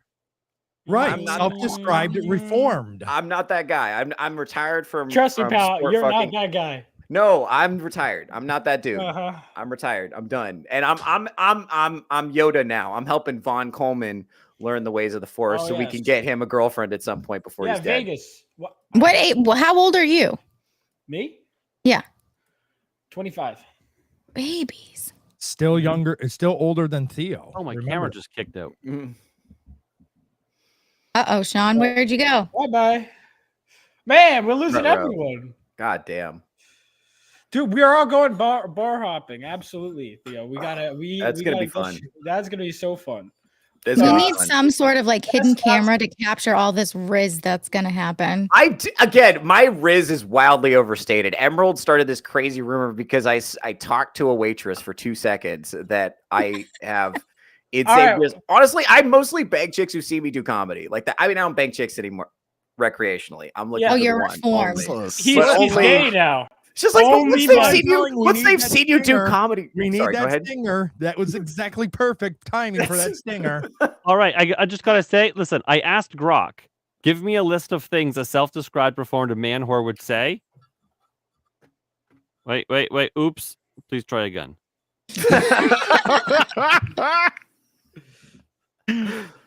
I don't do that stuff anymore. I'm just helping. I'm helping out Von Coleman. I'm in a community service stage in my career now. I'm retired. I'm coaching. I'm done. I'm out of. He's on the bench, is what. That's really right. is. I'm coaching. It's over for me. You know. Hashtag Dave Bond. There we go, boys. All right, dude, that's gonna be fun. So there's 3 girls in every friend group. There's the hot one, there's the mid one, and there's the fat one that's like she's not interested. The gatekeeper. Yeah. Or Right. well, she's actually just the gate. Actually, dude. Okay, so listen. I've actually iron thing. wall. A lot of I've noticed like a lot of like the new gatekeeper is the mid who is like obnoxiously abrasively feminist. I've noticed that a lot. And not attractive usually. Like, yes, and she's not the cute one. You got 2 cute, pleasant She's always girls. the least attractive in the group. Right. Always. It's so I've had this, I've seen this a lot and with she's like not girls. pleasant to be around. You get like 3 or 4 girls that are probably a good time to hang out with that would be cool, that would have like a fun conversation with you, maybe share a vape and then or whatever. Even not maybe, at least have manners to at least be polite for 2 seconds. And then you got one friend that I haven't been interested in, but I'm polite to them. Yeah, well, yeah. Then you got one friend in the middle who just wants to make everything a women's rights issue, and she'll just like piss in the punch bowl for everybody and just ruin the whole fucking conversation with her shitty attitude, and you can't deal with her. So it's like, okay, whatever. I like, God damn it, it's so frustrating. It's just so frustrating because it's like, I'm just trying to be a human. I don't want anything from you. I just want to have a human moment. Dude, I remember sometimes women don't know how to be friends. That too. With another sometimes. man. They don't know how to be friends with a guy. Exactly. It's really like this. It's really the same. We're as friends, aren't we? With anyone. Well, yeah. She said sometimes. It doesn't mean obviously she's not talking about. I'm part of the 4% Sean. You know the Yeah, one that she's elite. She's elite, bro. It's elite chicks who watch this show. We keep talking about this 4%. We keep talking about 4%. And I know your YouTube algorithm said that, but when I was just doing some fucking math, adding up actual people in the chat is way more than 4%. Oh, shit. I think, because I keep shouting them out. So I think more of them are coming. I think that's what's going on. Theo, because they want attention. So they'll come if they know they're part of the 4%. Yeah, well, yeah, it's It's like I mean, Grok gave me that list of a self-described reformed man whore might Go say ahead. these things. Okay, now so see if any of these things you could envision flow out of Theo's mouth, something like, "I used to chase knights, now I'm chasing something real." I think he called himself a knight or something the other day. That's off my Instagram. I think that's. Yeah, I think I tweeted that. Swiped right one too many times, so I deleted the apps. Yes! I said that last show. Oh, I want not as anti-AI as I used to be. This is good. Keep going. I've retired from the game. Now I'm learning how to actually show up. I said that earlier today. Okay, back then I'd ghost. Now I'm trying to build something that lasts. Okay. Shut up, Byron. Oh shit! I don't want to hear anything out of you. I thought I was smooth, but I was just running from myself. Okay. Is that one that's true? No more one night stands. I'm all about one life with someone now. I've got enough regrets to write a book, but I'm turning the page. This is turning into slam poetry, and I don't love it. Okay, all right. Okay, there's three more. There's three more. Used to think variety was the spice of life. Turns out it's loyalty. See, here's the thing. This is too well spoken for Theo. Okay, Yeah. I'm done. No, he speaks well sometimes. I'm done Yeah, but breaking not hearts. like poetry. Like I can get a picture of Theo doing fucking poetry. Grok says, I'm done breaking hearts, mine included. And then Oh, that's too gay, even for Theo. lastly, the last one. The old me would have slid into DMs. The new me's working on being a better man. No, instead of sliding in, instead of the better man, he's asking for people to slide into his DMs. Yeah. He's given up on the game of sliding in. He just wants them to slide in on their own now. Right. I think that's reasonable. I'm looking at my demographics. How do I find the women versus Vaughn versus the 4%. I'd be surprised. All right. No, oh, Theo, hold on, man. 5.5%. Get cucked, dude. Oh, fuck. What are you looking at? Where do you find that? My channel analytics. Do they have that on Rumble? Oh no, never mind. Fuck No, it. we don't have that on Rumble yet. That's if we're looking at my short, or if we're looking at everything, my shorts, my videos, and my lives. But if we're looking at my lives, it's 0%. Right, it's tough. It's tough. Well, I think never this mind. is okay. So this. So girls can handle me. What I'm getting is girls can handle me only 5.5%. No, well, okay. So this is what I think is going on with But in that. long doses, hell no. No, I think this is about who consumes what. Well, type no, of I know content, there's at least you like know? 3 women that watch my channel. This is bullshit. Holy shit. My female demographic is 18.5%. What? Holy shit. That's You guys crazy. won't believe me. You guys won't believe me, so I'm bringing it up. You guys And just because of that number, I got to do something real quick. Sorry, Theo. Iron's now going to be leading this one with his 18%. Yeah, it's got to happen. Okay. Yeah, Emerald?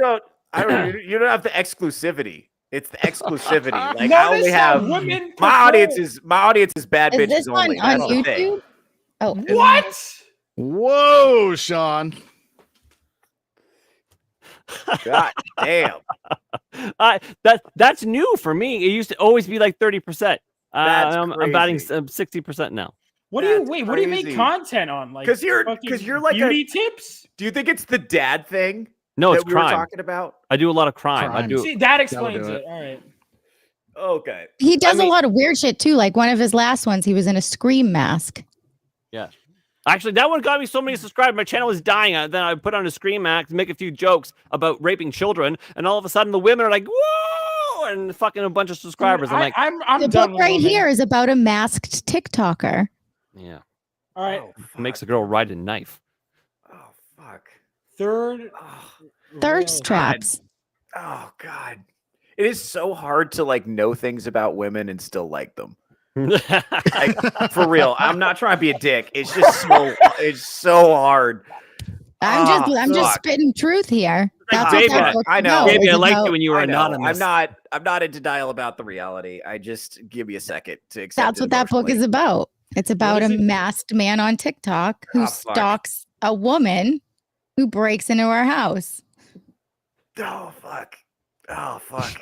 That's what women are reading. Oh god. Gentlemen, I only got that book because it was all over Twitter and I'm not Twitter, all can we over get- our TikTok. Oh fuck. Oh, I hate this so much. Can we get an F's in the chat for women? Oh goodness. F for Gina. Shh. Oh man. Shout out to the 4%. You guys are the real ones. Oh fuck. What was I gonna say? What I have, Emerald, can you pull up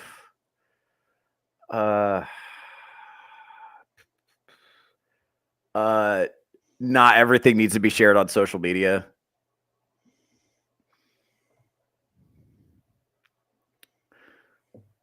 This is Be right back. Somebody at the door. okay. This is like one of the things that I think is killing relationships between men and women right now is boundaries. And women's oversharing on social media is just tremendously off-putting. And this is an example. I just wanted to show this. Go ahead and roll the tape. The hairline, bro. My Houston trip is not up to a good start. Shit, Leah and so I know y'all been busy since then. We're getting ready to go to the party. I'm excited. You see that shit back there? Yeah. That's crazy, right? We just have an entire room filled with beds from wall to wall. Now, okay, we're really Diddy party. Yeah. Oh, you're the videographer. Thank got you. you, I'm got glad you. you got here. We got you. We got you. We got you. We got you. I was looking for you earlier.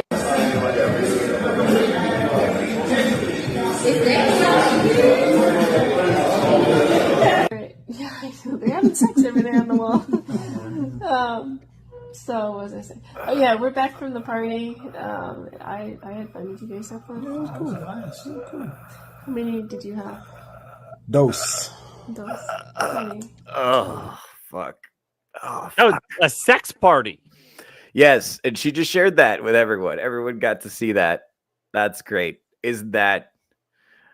That's No self-respect anymore. we have to start saying no to these women.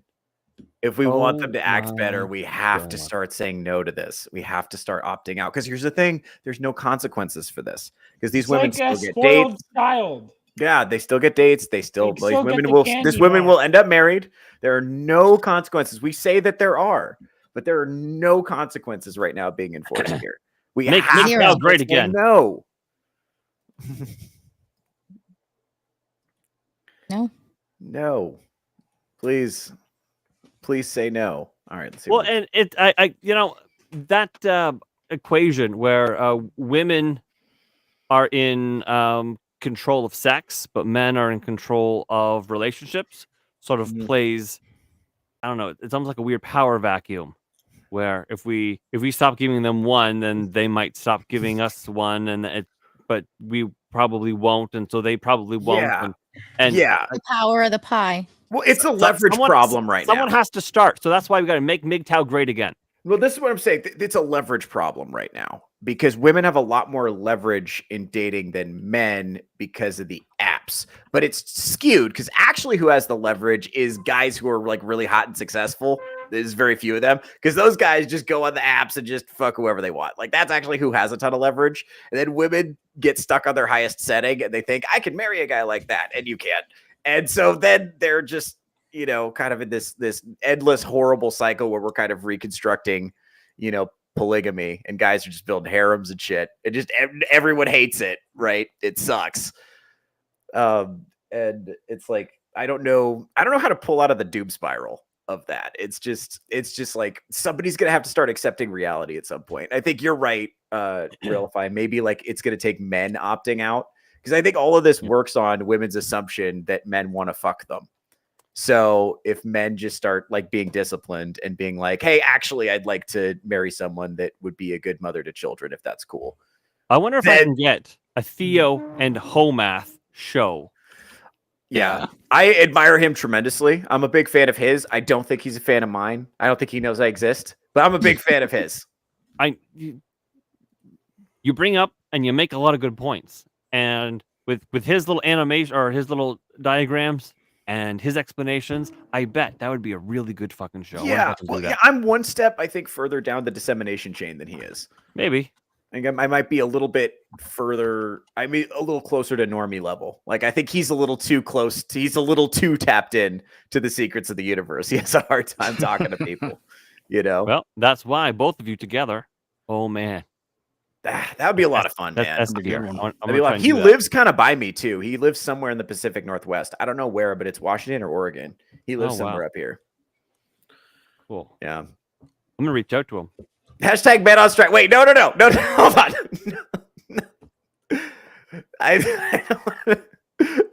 Oh shit. No, that's good though. That's fine. I agree with this. Like, I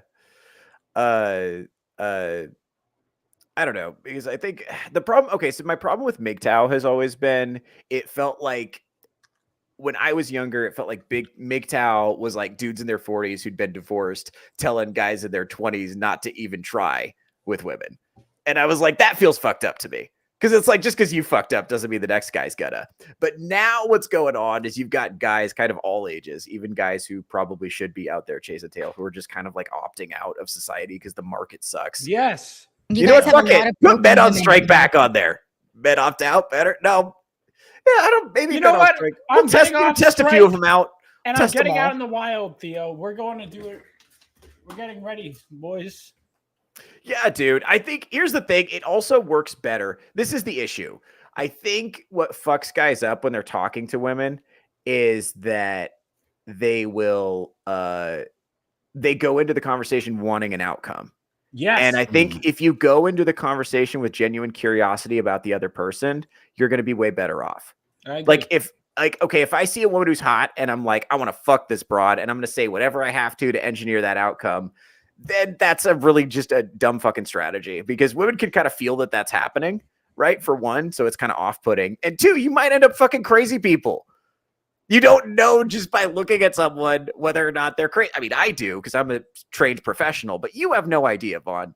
You don't have the skill set to delineate crazy on sight. Like, I know crazy immediately. If I'm attracted to it, that's a bad sign. I know it. I know that. Yeah, I'll put it this way: if you tell me and we're at the bar, you should talk to that girl, I'm gonna second guess it. Right. That's probably smart. Should. But going into conversation with genuine curiosity, like asking people about themselves, you'll find out so much more. Like if they're an asshole, you'll find out immediately. They'll tell you. If they're really cool, they'll tell you. It's wonderful. And then guess what? Because you didn't fucking make an ass of yourself. If you find out they're an asshole, you could just say, thank you for telling me that, sir. Politely excuse yourself and you're out of here. And you're on that note, I want to get back on the Sigma grind set and do some work. But this has been fun, and I can't wait to see you guys soon.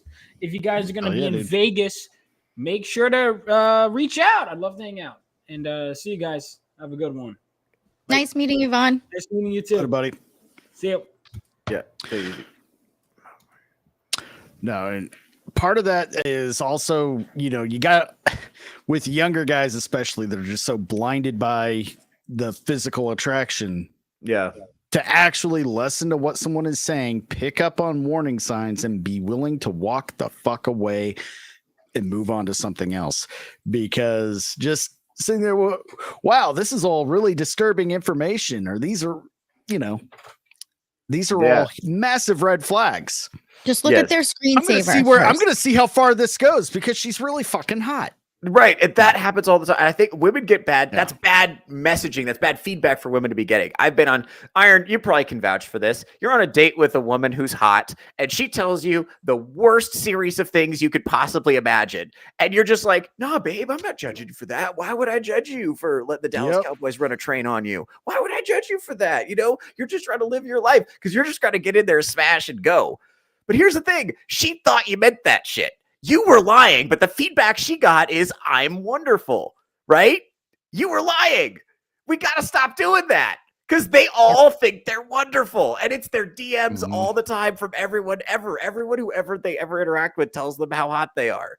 That's but even if you're good, even if you're not trying to just smash and dip, maybe she's really hot and you want to smash, but repeatedly as if it was a relationship. Now, the expression love is blind refers to love is blind to red flags.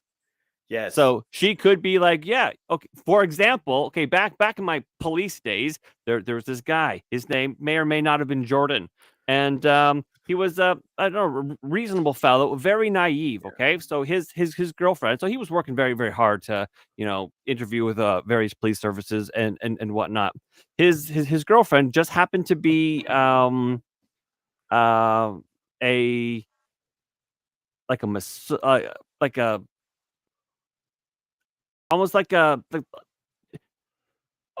know what you guys would call it, but like a sort of masseuse, but it wasn't like a masseuse. It was almost like a kinesiologist or whatever for the university football team, right? And so she would have to like spend time with the guys, maybe check like lower level doctor stuff, although she wasn't a doctor, right? And so she would have to like massage out their knots or like check their like tendons and just to make sure that their bodies were sort of like the physical shape. And so she would have to like rub them down and spend like a lot of like deep personal time with them and things. And then it sort of maybe came out that after she was done rubbing them down, they all rubbed her down as well. And so we would be like, Jordan, bro, we make jokes, but we do it out of love and hope that you would understand that your girlfriend is being fucked by the entire University of Western Ontario football team, buddy. What are you doing? And then it was like, no. It was like his love for this girl, blind, all the red flags. He was just blind. He was color. It was nothing but brown. All he saw was brown because he was so colorblind. It was insane. Love is blind to red flags. And that's that poor bastard. I bet he married her. Oh God, pour one out for the homie. That's tough. That's tough to hear, and that's the thing. It's like this is why you don't. That's why, like, again, approach people with genuine curiosity, and that will help you kind of deal with the ambiguities of getting to know someone. Because it's so easy to just be like, she's a hot, and that is all I want to know. Right? That's so easy, especially when you're a young dude. But that attitude will fuck you up. Because I remember hot girls are getting the worst feedback. So they're the least in touch with reality. What I mean by that is hot girls get a pass on everything. Pussy pass. Like on everything. There's always someone ready to help them. So they have the least accurate representation of reality. And there's exceptions to this. There's elite things. Like, okay, like girls who used to be fat. Fucking incredible. Get one of those if you can. Okay. Like I used to place investments. I'd be super nice to the fat girl. I had one of those pay out this year. She lost the weight, lost over 100 pounds. Fucking cash that shit in. You know what I'm saying? This is like, I mean, not anymore. Investment. I don't do. I know why, right? I did not realize that we had our own version of Barney Stinson as a friend of ours because he's now investing. Is that the reason you do go to the gym? Is that you're checking on your investments? That's not relevant. Why that? Anyway, I don't want to get too into this. The point is, for the most part, hot girls are not integrated with reality properly because everyone is being nice to them all the time. And you need to have, or unless they've had some kind of fucked up experiences that force them to be in touch with reality. Like being fat in middle school will make a woman very in touch with reality, you know? So yeah, like stuff like that. Hot girls with fat girl mentality. Yes, you're looking for hot girls with fat girl mentality. That's peak. You know, but those are so incredibly rare that they're also like swimming in options. They'll just like be honest with you if they're fucking someone else. Be like, sorry, dude, can't. And then they only do one at a time. So that's a bummer. You got to wait till she's a free agent. It's a bummer because they don't cheat. It's tough. Yeah, quality women don't cheat. That sucks because you can't steal them. Huge bummer. Oh yeah, that's a big rig. Dude, and this is a mistake many and. This could be true on both sides, men and women. If your now relationship was in a relationship when you guys when you got together, they're going to cheat on you. That's just, it's a pattern. There's like at least 75% probability. So you want to weigh it out. Is it worth it? Maybe there's a little backstory there that makes it a little different depending, but for the most part, if it's just like, oh yeah, he was fine, but I like you better, they're gonna like somebody else better soon. Hypergamy, it's a bitch. Not good. That's the thing, is like the most reliable predictor of future behavior is past behavior. So this is why we, as your homies, when you come to your homies and you're like, she's changed, bro, we're like, probably not though, right? You know, she was always like that. Yeah, and there are sometimes people do change, but most of the time people don't. Like, especially people only change when they have to. And unfortunately, one of the realities with hot girls is they kind of don't have to do anything. Like, there's always somebody who's going to do it for them and give them like unlimited chances. Right. So you kind of gotta, hashtag no simping indeed. Yeah, this is because like men are doing dumb shit. Like we can't really blame. Okay, imagine being a hot girl, okay, walking around, everybody's just like being nice to you and doing shit for you, and you think that's because you deserve it. You don't know why it's happening, or maybe you do and you don't care because your life is awesome. Like, why would you, think how, like, you can't really blame them. That sounds fucking sweet, right? That sounds badass. I have the fucking like rich guys just want to put me on a yacht for no reason. That's cool. Like, you can't blame them, for doing that, but also stop leaving hard eyes under their Instagram photos. Stop doing that because you're contributing to a failed economy. All right. Stop commenting "Good morning, beautiful" and shit like that. Yeah. That's even worse. Not talking to any dungeon masters in particular, but let's make sure let's make sure that we don't. Are we not? Leave the hard. Okay. maybe he could start by leaving hard eyes on Instagram thought, and maybe he can work that into confidence to actually talk to a girl in real life. But what's the reality? I honestly think it's counterproductive. It's a way of avoiding reality with I agree. a lot of men. Maybe that, I don't know, just I agree. Because it's a way of keeping yourself from actually doing real life. That's why these guys get addicted to these parasocial relationships with OnlyFans and everything else. It's a way of avoiding real life rejection, real life conflict, real life risk. I was thinking of it in a sense like in some driving courses for children, you drive in like almost like a simulator, and then they're like, now you've done a virtual thing. Your brain has a vague idea of what could happen. Now let's go to the real thing. I see what you're saying. Here's why I'm going to argue back on that just a little bit. So with the driving simulator that's set up to mimic real life, that works. But that is like telling a soldier to go play Call of Duty and then go out onto the battlefield. Touche. Good point. See, this is great conversation. I'm arguing a point I don't even believe. Yes, that's right. We have to. Yeah. Well, this is important too, I think, to delineate. I think Iron's right. So this is a weird phenomenon that's going on right now. It is easier for me to get a girl to send me a picture of her tits than it is to get a girl to go on a coffee date with me. I've noticed that, and it's been that way for a while.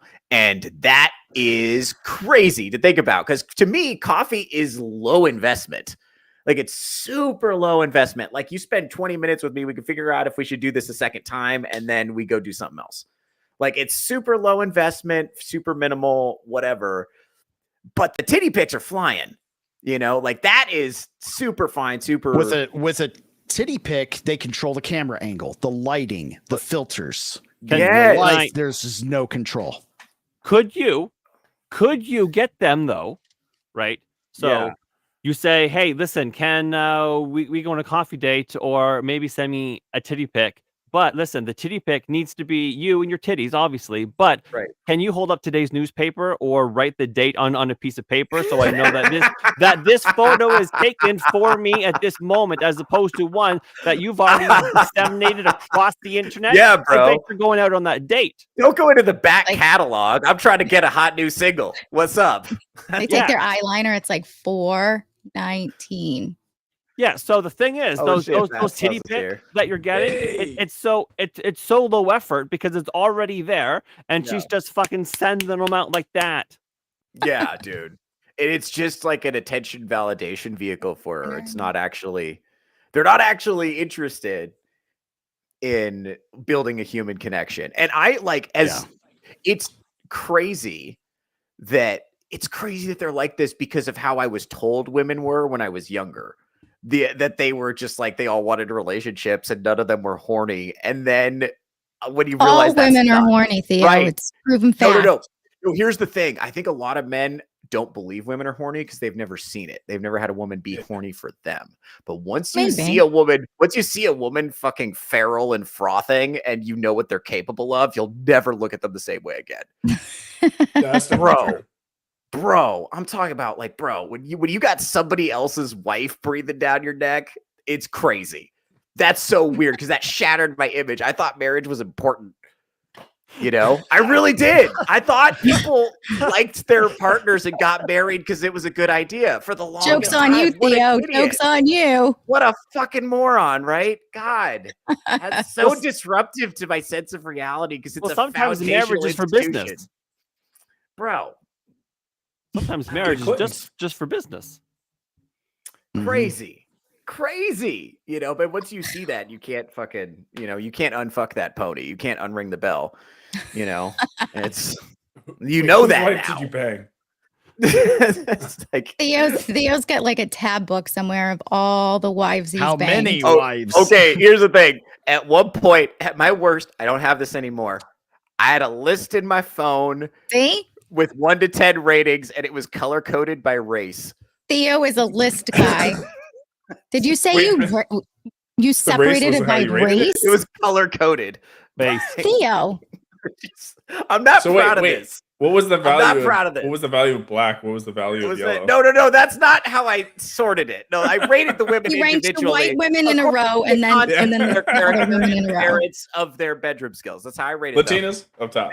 But I kept them in a cat because I wanted to see the colors line up. This was more motivated by autism than anything else. I just wanted to see the.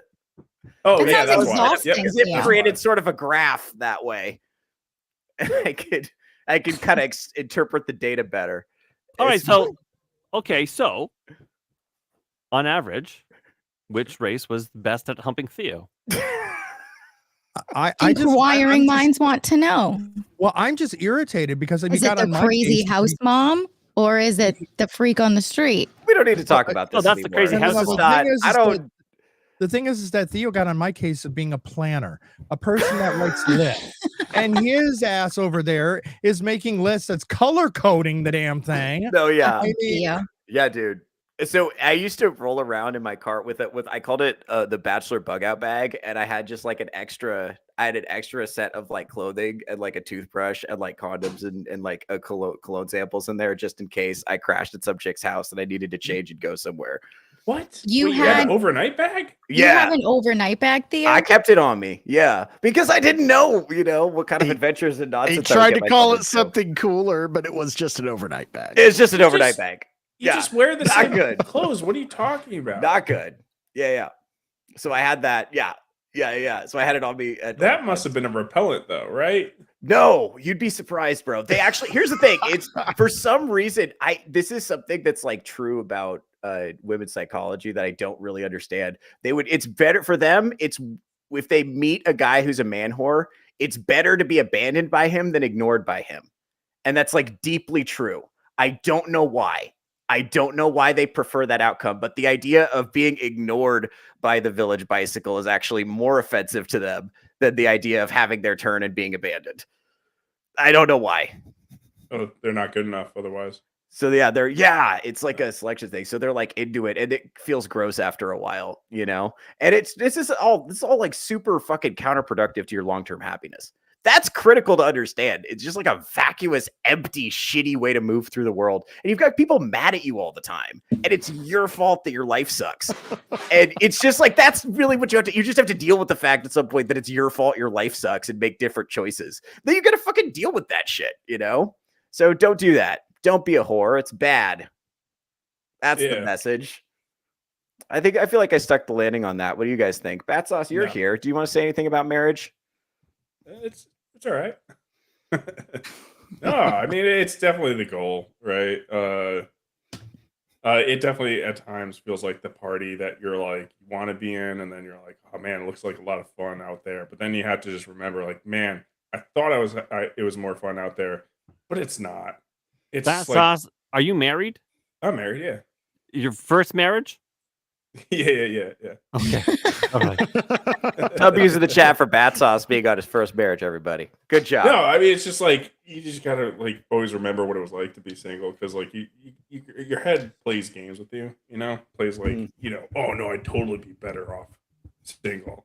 And it's like, yeah, but you forget about like those nights with a crazy woman. And then you're like, oh, this is the fucking worst. This is horrible. How long have you been married for? 4 years now, and we were dating for over 3 years.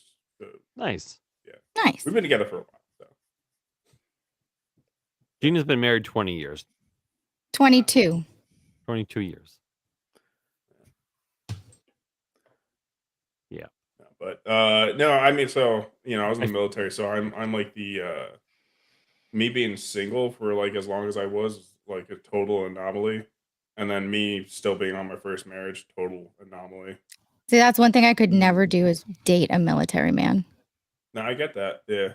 No, that was a tough. That was a struggle for me because like I was like I have to be dating a girl for a certain amount of time, like at least 2 years before I can consider marriage or something like that, right? And then it's like, well, every 3 years they move me to a new place. So what the fuck is with Theo's face? Is that only me? What? Oh no, I your was face thinking got about something. stuck with your eyes rolling. Oh no. Yeah. No, but yeah, no, it was just like every 3 years they're gonna move you, so it's like, oh shit, well I got like 1 year to like settle a relationship with someone. But yeah, that's a whole nother topic though. Theo. Well, 4 years is good. My first marriage was 8 months. Yeah. That feels What happened brief. there? It was brief, considering we were together for like nearly a decade beforehand. Oh wow. Oh fuck. Yeah. So It's- was getting married kind of to avoid breaking up? No, okay, getting married. It was just. I'm pretty sure these were my actual words, if I can recall that far ago. It's the next natural step. It was the next natural step. We've been together for so long, and then it's just everything's fine. There's no animosity or anything, and everything's fine. It was fine.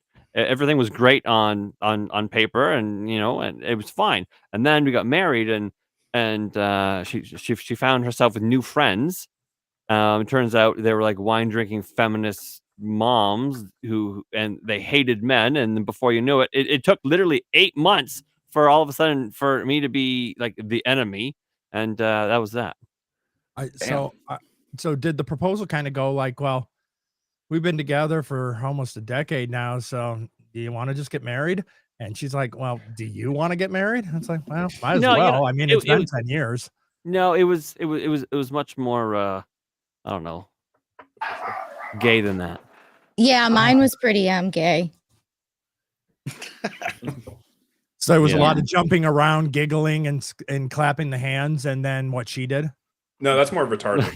No, I fell, twisted my ankle at work, so I was out on like disability, and I literally planned a wedding and had it 6 weeks later. I was like, okay, while I'm home, I might as well. You got the time off. It makes sense. Yeah. Yeah. Yeah. My wife was a wedding planner, so it was like, yeah, there's no getting out of this. Yeah. And now I'm married a decade at number 2. So yeah, sometimes second pancake's best pancake. Hey, there you go. Second pancake is best pancake, everybody. Yeah, I'm going to 4 weddings this year. That's a lot of So weddings. how many bridesmaids is that for you? We're gonna find out, bro. I got fucking specific. That's were gonna trying be to a test of your sobriety, dude. Dude, listen. They were so. There's one wedding where I'm a groomsman in all of these weddings, by the way. So these are all people I know, right? Yeah. So there's one where they literally have me walking down the aisle with the gay dude because they want to segregate me from the bridesmaids, and I'm like, that's offensive.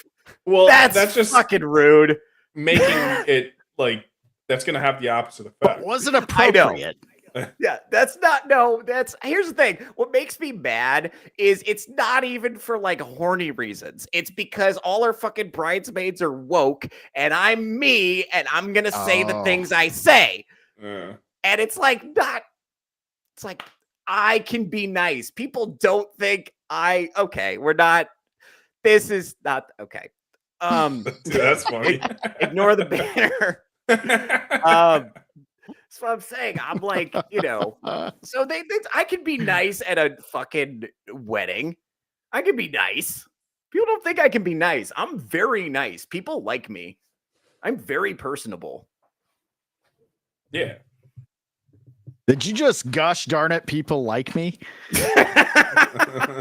You love me. You really love me. No, dude. Okay, I want to drill down this. I'm smart. He's got a flower. He loves me. He loves me not. He loves me. He loves me not. Anyway, the point is, I'm going to 4 weddings this year. This is what. Thank you, Diana. Thank you. Shout out to the 4%. I love you guys.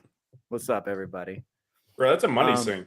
4 weddings? Fuck that. Yeah, dude. It's gonna be it's not a lot of traveling, but it's not a lot of traveling for me because I make my own schedule. So I can just be like, okay, how can I make money that weekend? And then it makes sense for me to travel out there. So yeah. But it's like yeah, it's kind of like I'm the last one of my high school friends that's still single. Is that getting to you? Because it seems like it's getting no, to you. because here's the thing. I knew it was going to happen, and I knew it was going to happen about this time because I engineered this. Like I said, I've engineered this. Like my life is almost exactly the way I imagined it when I was 13. I kind of brought it into existence, right? But I didn't know how much it was going to suck. Like, that's the thing. I didn't understand that bimbos get boring because you couldn't have convinced me of that at 13, right? You don't know what you don't know, right? I don't know. I do think like my podcast is a lot of fun and doing stand-up comedy is a lot of fun. So there's a lot of things about my life that I think are rad. And I enjoy the friends that I have. So I don't think I would make different choices because I could choose being ignorant and happy, or I could choose the secrets of the universe that I picked. You know, your job is just not very conducive to getting into a state. No, super not. Most of the old road dogs that I meet are like 50 plus, and I met a guy. I opened for a guy who was 60, and he got married last year. He Good for him. Finally got. No, he was a dick. He also hit on the waitress right after. And right in front of me. She was 22, by the way. And he was like, I've got a shot. And I was like, do you? Do you? Well, I waitress was quite friendly. Anyway, I don't think he had a shot. Let's just say that. Yeah, Did she have a neck tattoo?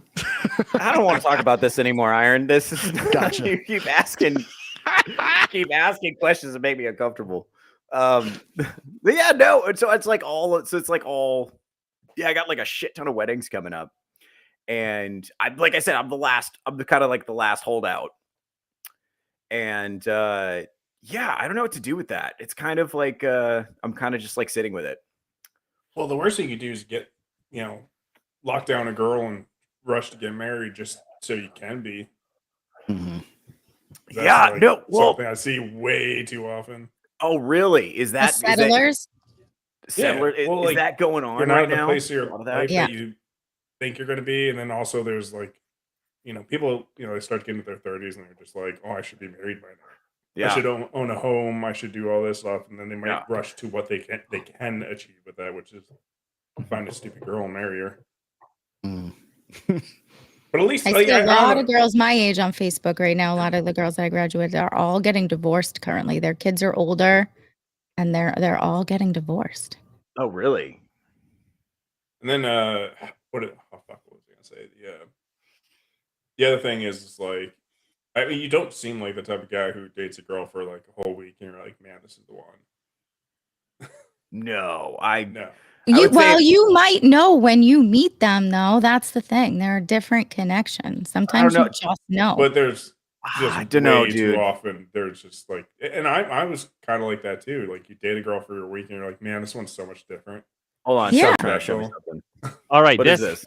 This is kind of relevant to what we're talking about like rushing into shit, right, buddy? So the fucking girl relationship math. Okay, realistically, if I want kids by about 28, but I want to be married for probably 2 years before having kids, I need to have a husband and be married by 26. And then I'm going to be engaged for probably about a year, to plan the wedding and do all that stuff. So I need to be a fiance. I need to be engaged by 25. But then, usually before you get engaged, you're probably dating the person for about 2 years. I feel like that's a good amount of dating someone. That means that I'm going to have to basically meet this person by 23? Yeah. 22?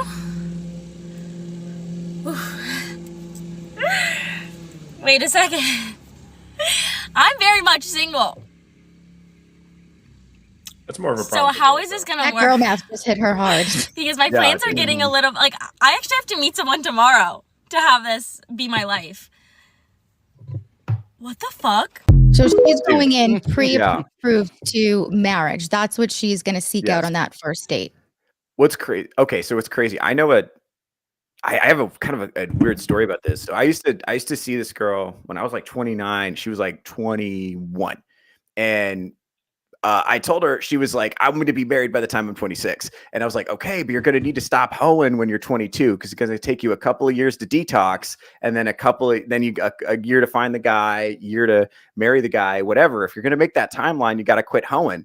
And bro, she hit my DMs a little bit later and I blew her off. Guess what? She's married to like an old rich guy now. And she's 26. She got fucking, or 25. She made her deadline, dude. She quit hoeing. Definitely a thing, right? Because it's like once they start to get to 35, it's like the chances of having kids goes down dramatically. Not to mention what people don't talk about is like the increased chance of having mental disorders like Down syndrome or something just jumps up dramatically. Right. So, Yeah. and the biggest persuasion for me to start having kids is my Mexican buddies. Of course, he's Mexican. He's like, man, do you want to be changing diapers at 50? And I'm like, yeah, nah. You're like, you don't want to be like have a kid at 35, and then you're like, well, I mean, so that's not bad, right? Because then you're like 55 when the kids leave, right? You got to think like 20 years ahead. But if you have kids at 40, like, bro, you're going to be 60. I'm 40 and my oldest is 11. It's great. There are no diapers. I can walk out the door whenever I want to. They can get up, make themselves breakfast. It's like great. I'm 40 and my youngest is 3. So I'm speaking to you specifically. Well, all 4 of them have autism, so I'm going to be changing diapers until I die. I've already sat down and cried to myself about that, so it's fine. Yeah. But so with the rushing to get married, I just remembered it's like, well, man, I'm talking about my brother-in-law, because he was not dating his now wife for very long. They just got married, and he's like 27, I want to say 27, and he was getting like all kinds of worried because his sisters are getting married and everything, but like they're all older. But I'm also like, dude, you're not on the same clock as them. And I'm like, he's a Marine officer, right? Like, and he just became a Marine officer during this time that he's like freaking out. I'm like, dude, he just like, there's gonna be a whole inventory that's just open to him that wasn't open before. Like, chill, dude, you got time. And it was just, impatient. So it was just like, hopefully this girl's the one. But I'm like, man, you really rushed into that one. Yeah. Yeah, dude. Yeah, I don't know. Yeah, I wonder about that. I don't know. I don't know. I'm also like, it's the reality of part of it's just the reality of my lifestyle. It's just like not super conducive to part of it's like choices that I made prior to this, and part of it's like my lifestyle is just like not conducive to relationships. A lot of the people that I meet are in cities that I don't live in, and that's just kind of how it goes. Like I'm traveling a lot, and it's kind of hit and miss. You got good months and bad months, and so it's just like it's a lot of fun, and I'm loving it. But like I understand why it's hard for. I understand why it'd be hard for someone to want to sign up for that. Like I don't really hold that against anybody. Yeah. But that's yeah, dude. I don't know. I think part of it's like, what's the point of getting married if you're not religious? That's like what Right. Sean's saying, the natural next step. I don't think that's enough of a reason for people anymore. I don't think that, and it's certainly not enough of a reason to stay together. Mine was only because we had kids. There you go. Kids will do it. Sure. Right. And after my divorce, which let me tell you, that was I got chewed up and spit out. Sure. It was awful. And that's when I was like, oh, I understand when men say, hey, you know what? It's basically a contract that you can't win because you can get all of the things that's great about marriage without actually being in the marriage, the love, the commitment, Right. and all of that stuff. She can even take your last name if you really want that. She can just go do it. But it's that legal contract that says, hey, we're going to fuck you to the wall if you don't, or if she doesn't hold up to the your vows or whatever, or just for whatever reason, just because you're getting fucked to the wall, and you're like, yeah, I'll happily sign this. Like, yeah, what? Why I don't would you think I do would get that? married again.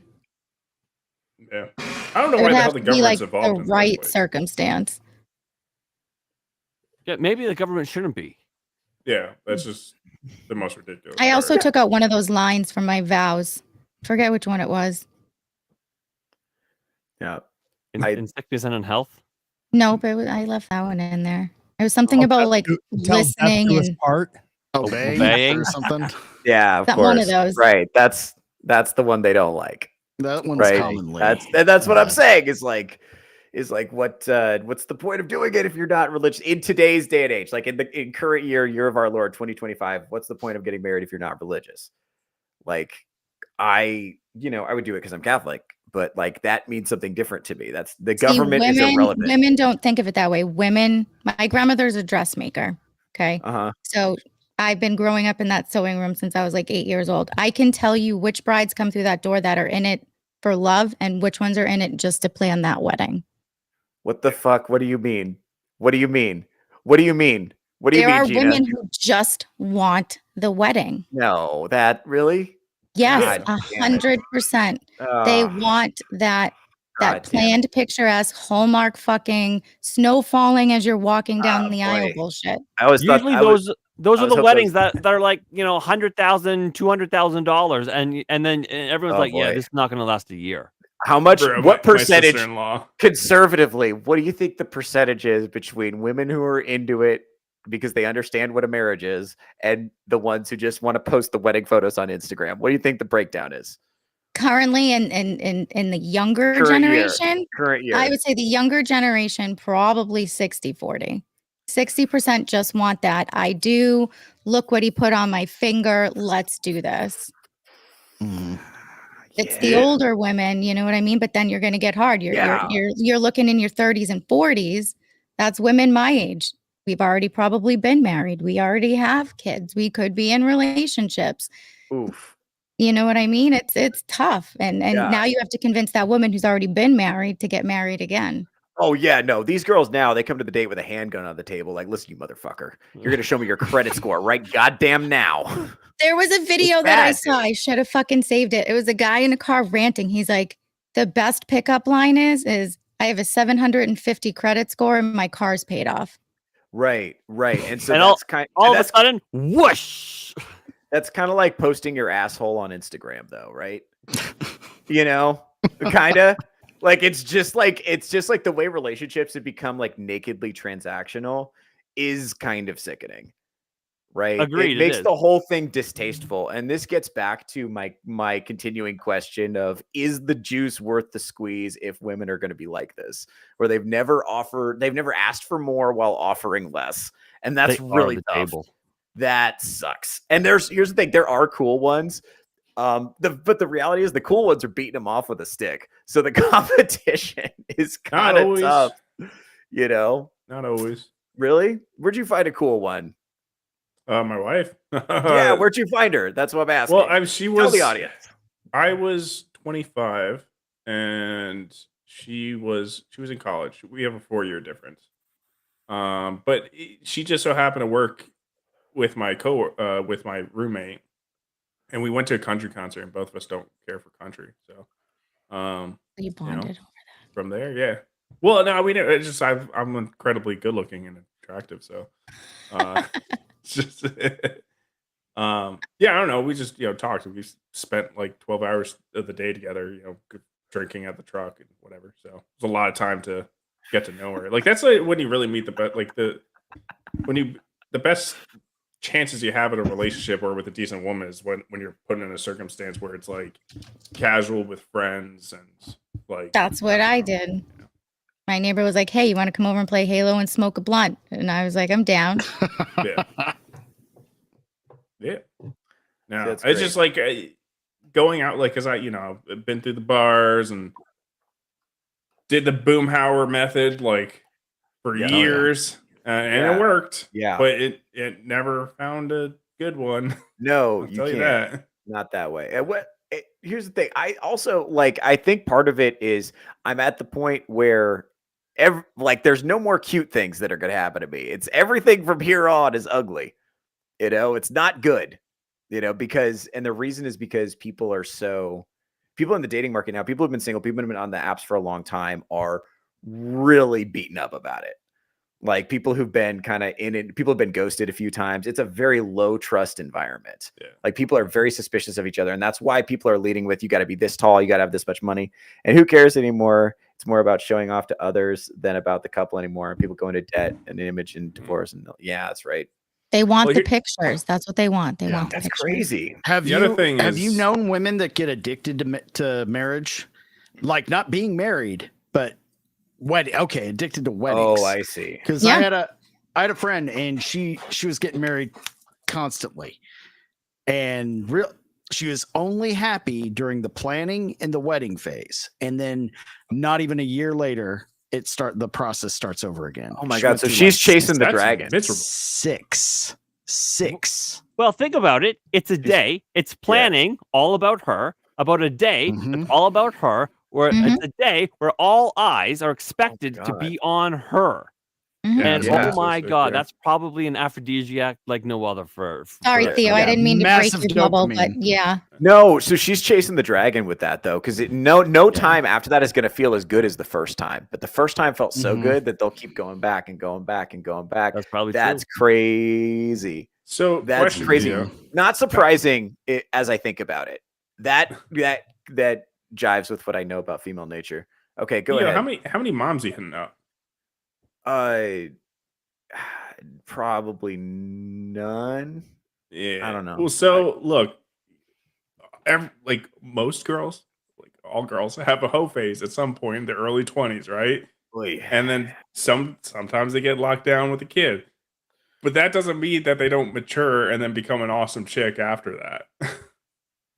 I don't know which ones you've been talking to, buddy, but I had a lot of friends that were like, and also, I don't know, but like I haven't. It's a real struggle because of the schedule. Like I would say, that most of the ones in the streets, they downloaded their personality from TikTok, and that's just who they are now.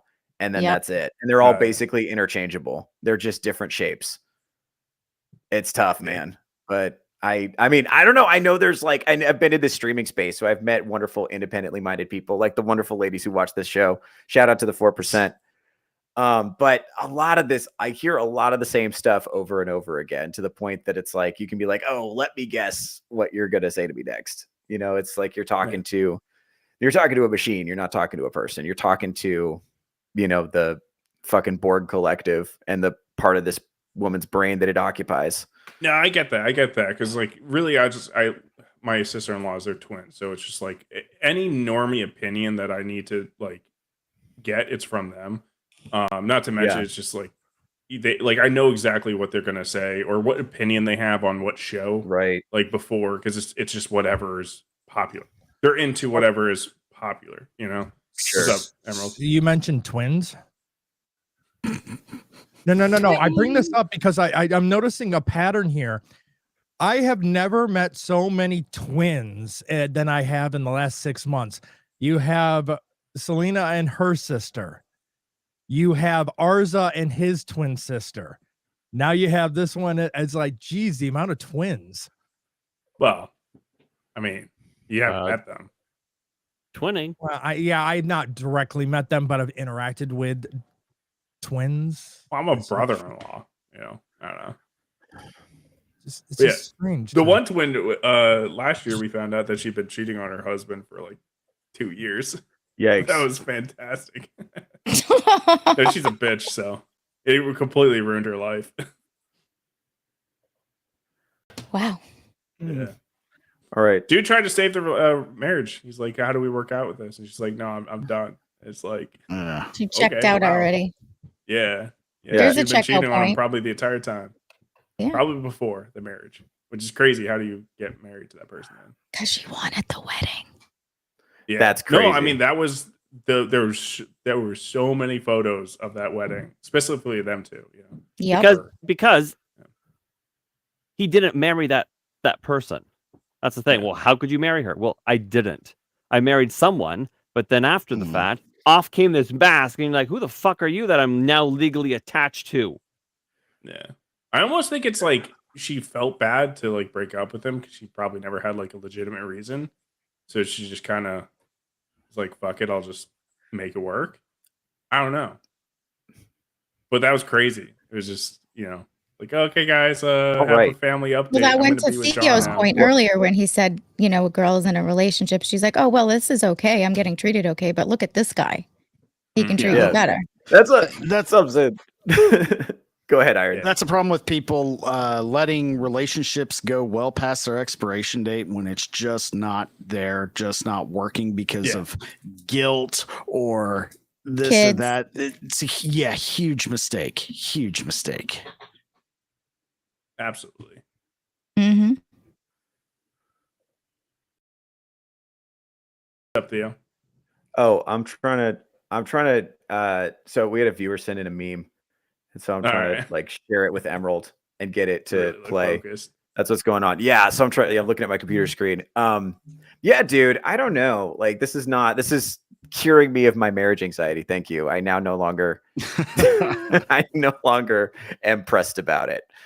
If I don't know, it's what a lot of comedians get married late if they get married at all. That's just kind of how the business goes. Part of that is the nature of the business, and part of it is just the comedian personality type. But if you got married, would you end up as a Bill Burr kind of individual? Just totally cucked? Yeah. Oh my God, I hope not. All right, hold on. I don't know what this is. I haven't looked at this. This was just sent to me. Fine. Wait, audio. Is the audio Share working? it with audio. Take it off, make sure that it's clicked, and then reshare it.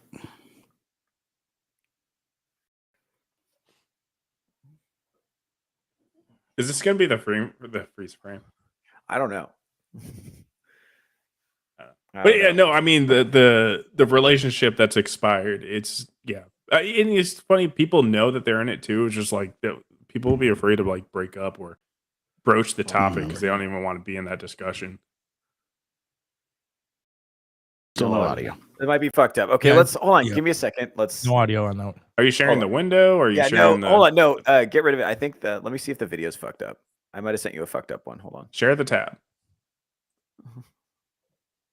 And is the tab on the same profile browser that you're currently using? Yeah. No, okay. No. Hey, Emerald, open the second one that I sent you. Sorry, it's the same video. The second one has audio. It's curtain number 2. There we go. Hey, we're doing it, guys. We're doing it, guys. I'm playing both of them, and I'm not hearing audio on either one. Okay, never mind. That was going to be fun. That's okay. We'll do it another time. That was fun. That was fun, guys. We tried. We tried something. I don't even know what it was we were going to try. What is it? Or something. All right, guys. Can we pull up? This is something I want to end on a happy note because right now I'm really bummed out and sad. This is something I tweeted that I was happy about. Nearly half of men think they can safely land a plane in an emergency, survey finds.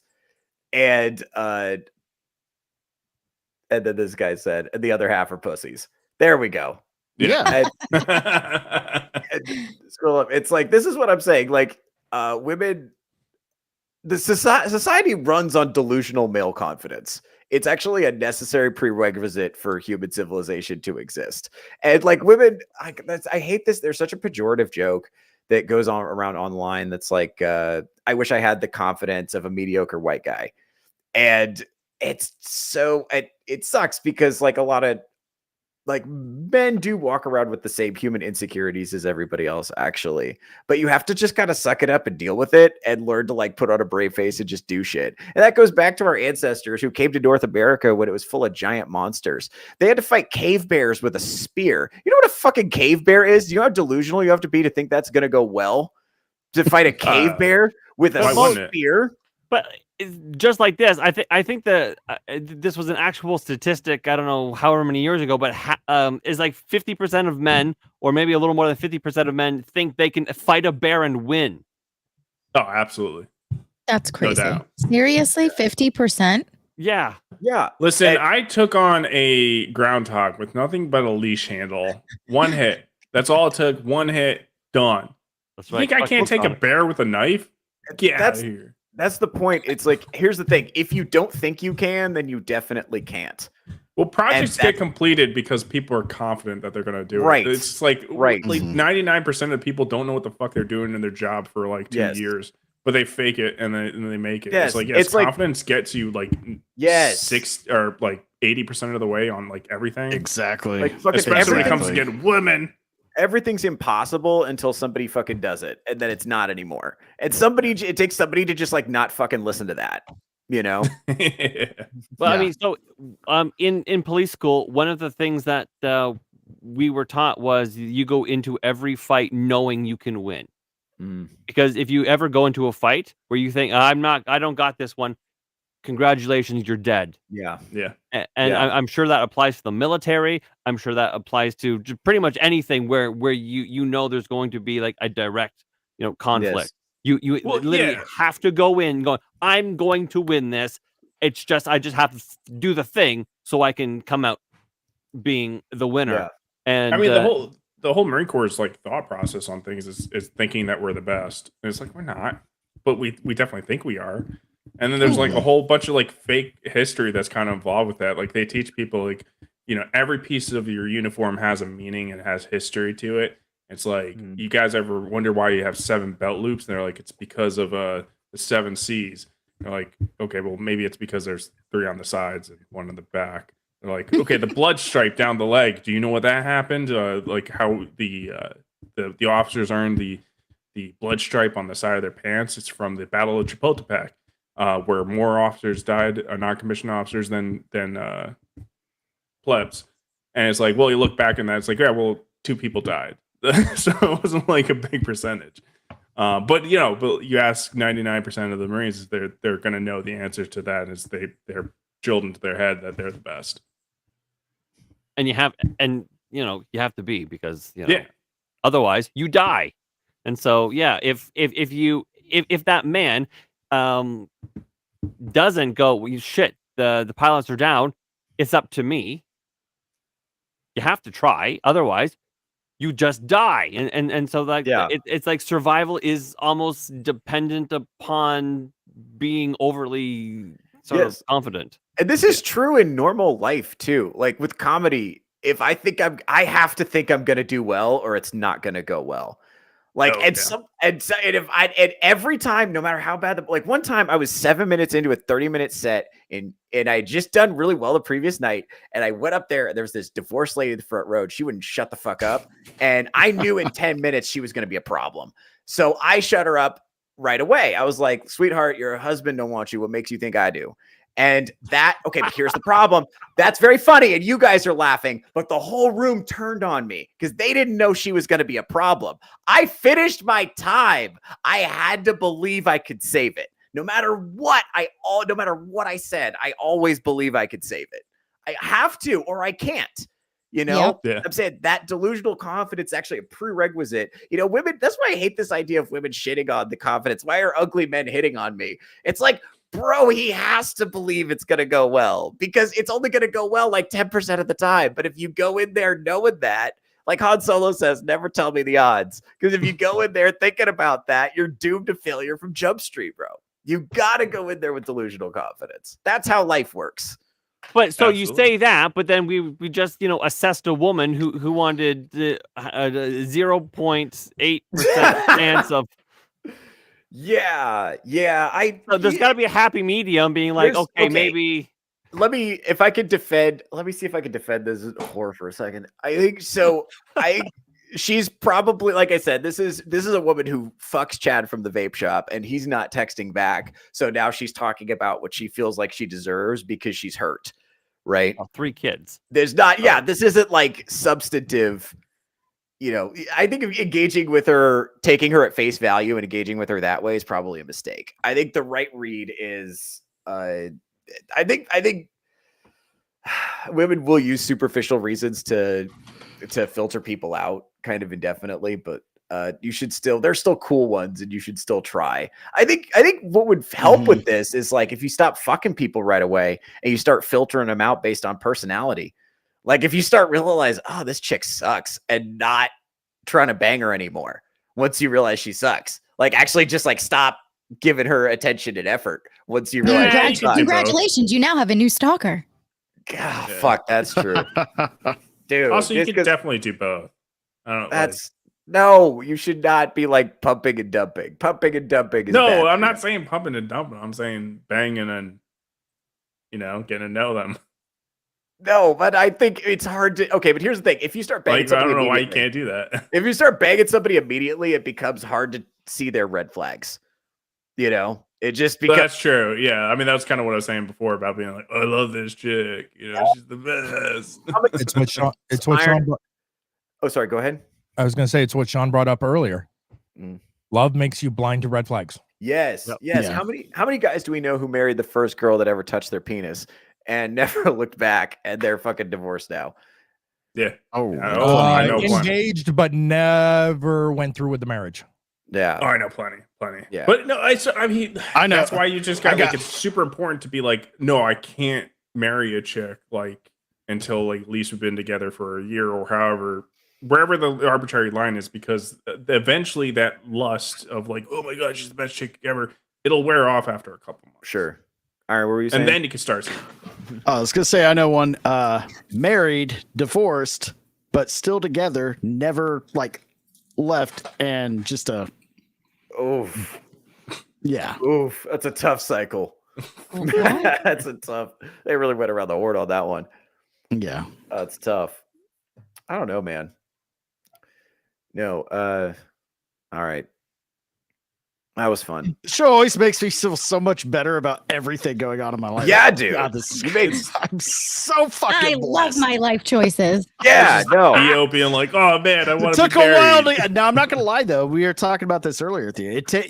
You got to learn from those mistakes, and that's why you try to warn some young people about some of the early warning About the, signs and to date for the right lingering- reasons. Fingering and lingering's no good. That's a good one. Banging So it and takes a while to hanging is get no there. good. Mhm. Mistakes will be made along the way, but if you can avoid them, you can get to the right point much sooner. Yeah, dude. Yeah, dude. You can't really avoid all the mistakes. You gotta Not avoid all of them, but at least a the lot. super bad ones. There's like very specific Yeah. ones you need to avoid. Yeah. Yeah. And Well, darn it! I thought you guys were shifting your what would you rather question answers from last night about going back 10 years and fixing a mistake, or No, going 10 I years wouldn't. into the future. No, well, here's the And thing. seeing it. I'm in a situation where I can't have everything I want. I have almost everything I want, and I'm bemoaning. My life is 90% exactly like I would like it to be, and I'm bemoaning the 10%. Whereas if I had that, I would have a completely different life, right? So it's just like I made my choice. I was in on the heist. I'm just not happy with my cut, but it's like, I wouldn't trade it for the secrets of the universe that I know. You get a certain set of choices and imbues you with a certain set of knowledge, and I wouldn't trade that for anything. So it costs something. Everything costs. I think that's what we don't teach women enough. Bringing it full circle. I think a lot of women don't understand that everything has a cost. Right? There's the behavior choices have consequences. Actions have consequences, and not everybody gets to have everything. Right? That's one of the biggest things I try to instill also into my children, though, is you do things for other people without expecting something back. Mm-hmm. Do it because you want to do it, not because you're expecting something back. You know what I mean? Like, right. Yeah, transactional friendship. That'd be. Yeah, not great. Yeah, not great. Not great. It's a lot better. Sean's got a dip. Okay, yeah, right. Well, we should Yeah, probably so wrap. all hell is breaking loose in my house right now. I've had my mute button on for a few minutes, so you guys don't hear the was it a temper tantrum or something up there. I don't know. So I have to go do some parenting. But listen, everyone, and I mean everyone. So that's like Diana and BS Warren and everyone else, Tomby, everyone else in this YouTube chat. Listen. There's a place called Rumble, and it's kind of better than YouTube. In fact, to prove it, Theo Snodgrass is going to be on Saturday Night Off the Rails, my show tonight, with Gina, as my special co-host of the night, and we're going to be talking about all kinds of stuff. So you should go to at my channel at Third Railify on Rumble, and be a part of the awesomeness, because the Rumble chat is fucking fantastic. So be a part of that. And that's 10 p.m. Eastern. Everyone's going to want to be there. It's going to be a big deal. A substantial audience where everyone has a good time. So again, there is screaming taking place in my house, and my wife might waterboard a child. So I need to go handle that. I love you all. And Theo, I'll see you tonight. Gene, I'll see you tonight. And everyone in the chat, I'll see you tonight. Peace. Later, Sean. See you later, buddy. Peace. All right, that was Red. Let's check in with the Rumble chat before we get out of here. There we go. Okay. What are they doing? Dumpster fire. That's a dumpster fire emoji. Yeah. Rumble gang, rise up. That was fun. I actually, can we let's get that off. Yeah. Now, you want to show that again? No, that was good. I enjoyed that. All right. So what was I talking about? Delusional confidence. Yep. Yeah. Yep. Yeah. Okay. Let's just end the show. I'm done. I feel like oh God, I'm tired. You're tired. Now let's go. What do you guys think? What do you guys think? He's got to take a nappy poo before the other show. Yeah, dude. I have to get ready for. Go ahead. I was just gonna say, man, I can tell you're feeling the negative vibes. It seems like a losing battle, but it's really not. It is worth the juice is worth the squeeze. You just have to wait for it to happen naturally in the right way. Here's the thing. I'm really trying to fucking find reasons for hope. But the more I look into the more rocks I kick over, the more I'm like, oh fuck. And it's like I was at that point for a while ago, and then I kind of like got out of it, and then I'm kind of seeing, because there's like everyone who's single now is single for a reason. Yep. There's nobody, myself, this free agent market is tough. You're looking for somebody who's off their rookie contract and hasn't been hurt too badly yet. Or maybe a European. Yeah. I'm thinking about going overseas. I don't know. I've thought about that. Go to Asia. Nice. Go to Asia. I was gonna say, go to Korea. South Korea. They need babies over there. All Asians love. Well, first of all, they have more conservative raising, right? But also, it's just like when I lived in Japan, it's like we talk about delusional confidence. It was a fucking superpower over there. Like you could just literally pick up. Now, to be fair, in Japan, some of them won't talk to you if you're not Japanese, but like otherwise, your ability to talk to a woman, like even if you're kind of shitty at it in America, it's like, oh my God, you're like the coolest guy ever. And the Japanese people just they can't, they're too afraid to talk to each other. So but yeah, that's a lot of places in Asia like that. But yeah, Australian women love Americans. I went down there. Like that was interesting to find out. But you tell them you're from Texas. They won't Texas is the magic state, huh? No, dude, yeah, because I was there with a buddy. I'm from Jersey originally. My one friend is from California, and I'm my from other buddy Boston. and my other buddy was with me was from Texas, right? And they'd be like, "Oh, like, where are you from?" And my buddy's like, "California." I'm like, "Oh, California's so cool, like, that, great. Where are you from?" My buddy's like, "Texas," and they're like, "Oh my God, do the accent, like that's so amazing." And they're like, "Where are you from?" Like, "New Jersey." And they're like, "So tell us about Texas." Like, okay. Dude. But no, like my buddy, no game or anything like that. Women were dying for the That's fact because that they have a conception of what a Texas boy looks like. Absolutely. The farm boy with the cowboy boots and the jeans. They already have it played out. Yeah. And they love our like American accents.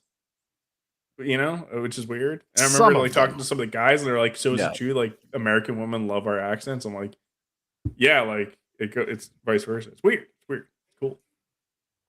No, dude.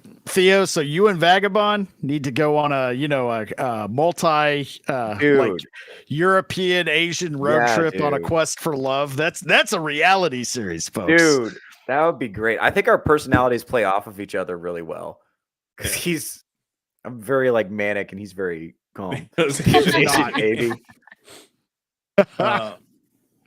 Yeah. Oh shit. Philippines, great place to pick up someone. Yeah, Crazy isn't woman that too. a bummer? Isn't that a bummer?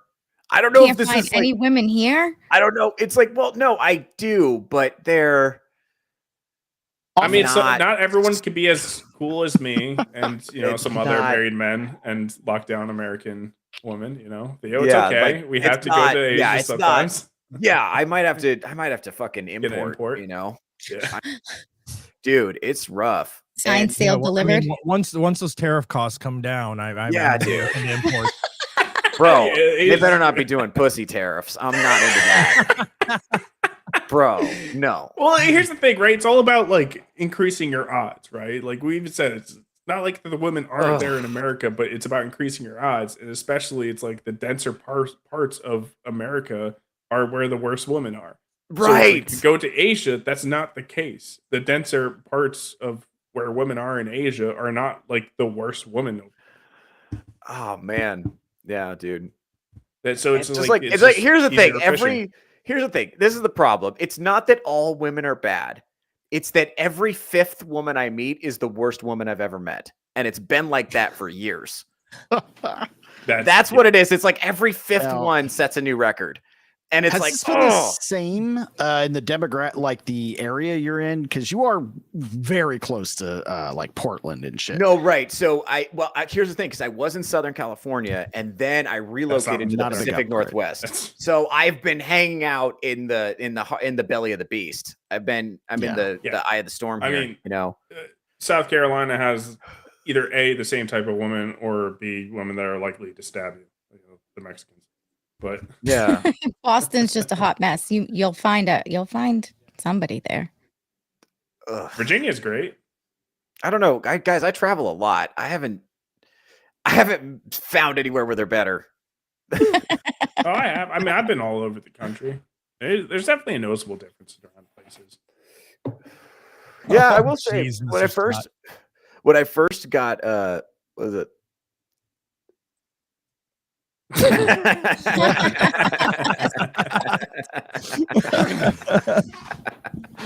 was good. I love you, Scott. I remember. Swipe right.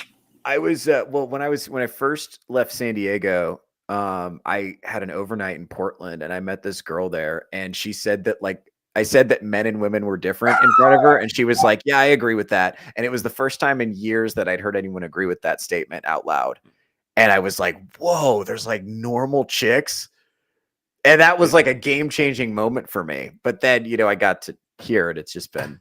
Well, it's like also like you're going to different states, but then like if you go to Texas, like what are you going to Houston or Austin or whatever? And it's like, yeah, man, those are just as liberal as all the other places. No, I see your point. Is it so it's not necessarily a state problem, maybe it's an urban center problem. If you're I mean, like if you're like in a city in Minnesota or something like that, like maybe not, or Iowa, but those are like not really cities comparably.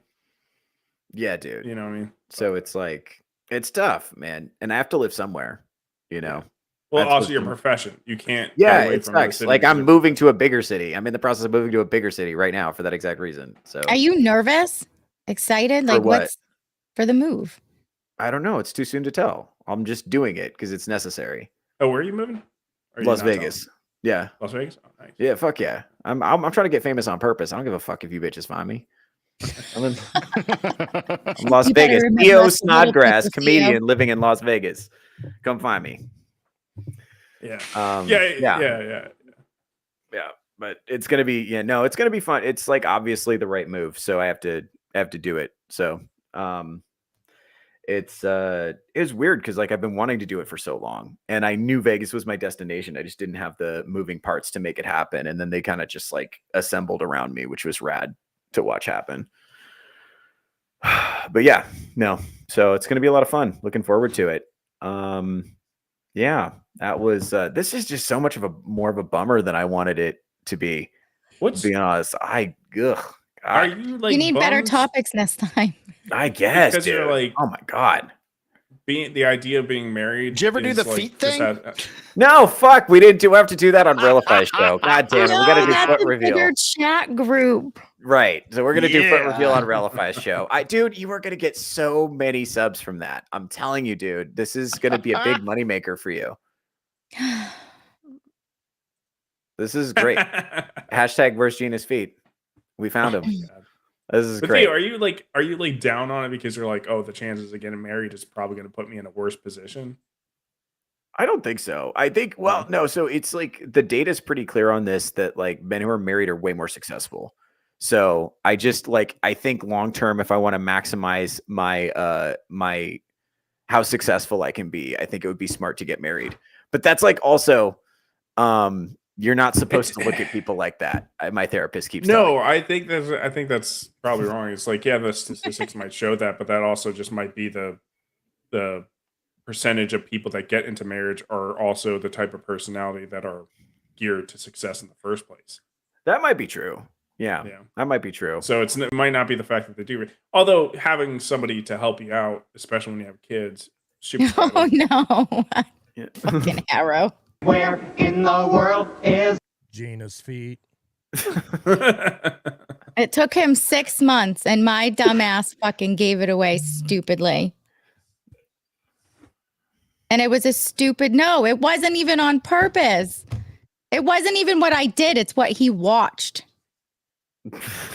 What? Wait, I don't know the context. What? Gina had a Oh, secret then you'll have feet to check out finder, the show and tonight. yeah, you're gonna have to on Realifi's show later. We're gonna have we're supposed to do it. We're supposed to do the reveal today because Realifi found it. And 6 months. 6 months he's been looking for it. Yeah, it's like a fucking Grail quest that we've been on to I've seen so many feet, man. see it So find many Gina's feet. find Gina's feet finder. And it finally I happened. had to change the name because Gina is unoriginal and uses the same screen name for everything. And my son's friends found a bunch of shit. So I had to go in and change it. Yeah. Oof. Yep. It was a big oof moment. Big oof. Rooting for you. Anyway, so I'm looking forward to fighting this. Bad Sauce, that's going to be great. Make sure to tune into Realifi's show later. All right. No, yeah, I just want to do it so I can be more all right. successful. That's really it. I just want to maximize my opportunities for being successful. You will find the one when you're ready to. Okay, people say things like that, and I don't I think that know. statement has any meaning in it. I don't think those words mean anything when you put them in that order. It does because it's when you least expect it. Right. Okay. So that's a thought terminating cliche, right? So you say things like that so you don't have to ponder how random and terrifying the universe is. Maybe, but again, I found my husband in a neighbor's basement playing Halo. Like Well, I wasn't haven't been looking in for my neighbor. anything. I haven't been in my neighbor's basement yet. So Hey, maybe I maybe you should should look try down your there. neighbor's basement. Well, also, does that success percentage, does that factor in comedians? Like, is that gonna? That's actually true. Comedians, we were talking about this. I don't know if you were here for that, but yeah, comedians, they tend to get married way late, if at all. They either get married way early or way late. There is some variance there, but the trend I've seen is it happens, much later. I mean, it's a Theo new pickup line. Hey, I noticed you got a basement. Let's go take a look at it. Wow, this looks like a dungeon. I've got a closet full of tools. We don't need to talk about that. That's not, we don't, it's fine. The closet comes out later. That's the true test to see if they run away. Yeah. Yeah. I'm a man of specific. You're like, oh, you taste. need a towel right there in that closet. And then you just wait for their reaction when they open it. No, Well, it's honestly, just the natural course of the relationship. That's where it went next. no, here's the thing. Right. I've never had a bad reaction to pulling out the briefcase. Every single time it is There's a counted as a briefcase? point in my favor. So Maybe that's Well, it why. started out Maybe as a like, briefcase, and now it's moved to a closet. maybe you should be finding women that do find that unattractive.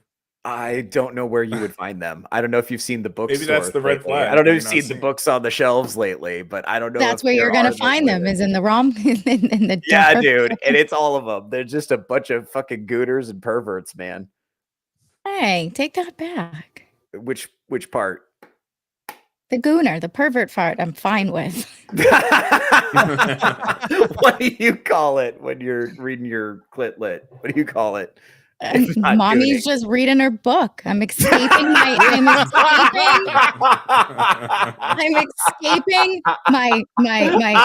housewife mother of 3 life into a book. Oh fuck.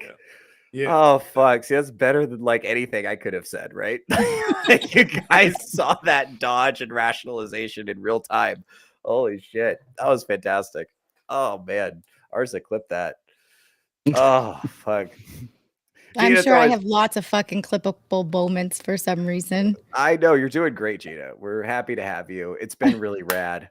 All right. Well, I always get nervous and feel like I overtalk. So oh well, that's a good instinct. This time you didn't overtalk. You know, watch it in the future, obviously, but this time you were good. oh. Last time I was bad. You see that? You see how I said something totally innocuous, but I left ambiguity in it, and her anxiety brain took it and just like made it terrible. Did you guys see that happen? No. wonder- See, that's wrong. I didn't turn that into something else. I turned that as you're a bad girl. I wonder if Theo talks to his woman like he gets with like this. He's like, this time's performance was good, but make sure to keep it up. Yeah. Yeah. You will never guess my name of my show, my channel, my feet finders. I'm surprised. No, I'm surprised I literally got that name that I got. I thought for sure somebody already had it. Oh shit. Okay. Well, I'm excited to find out. That's going to be that reveals on Railify's channel. We'll tease that. So if you're in the audience right now and you want to see the Gina feet reveal, that's going to be on Railify's show later. Fuck it, guys. We've been going for 3 hours. This has been fun, but we should stop because it is bumming me out. All right. Let's move on.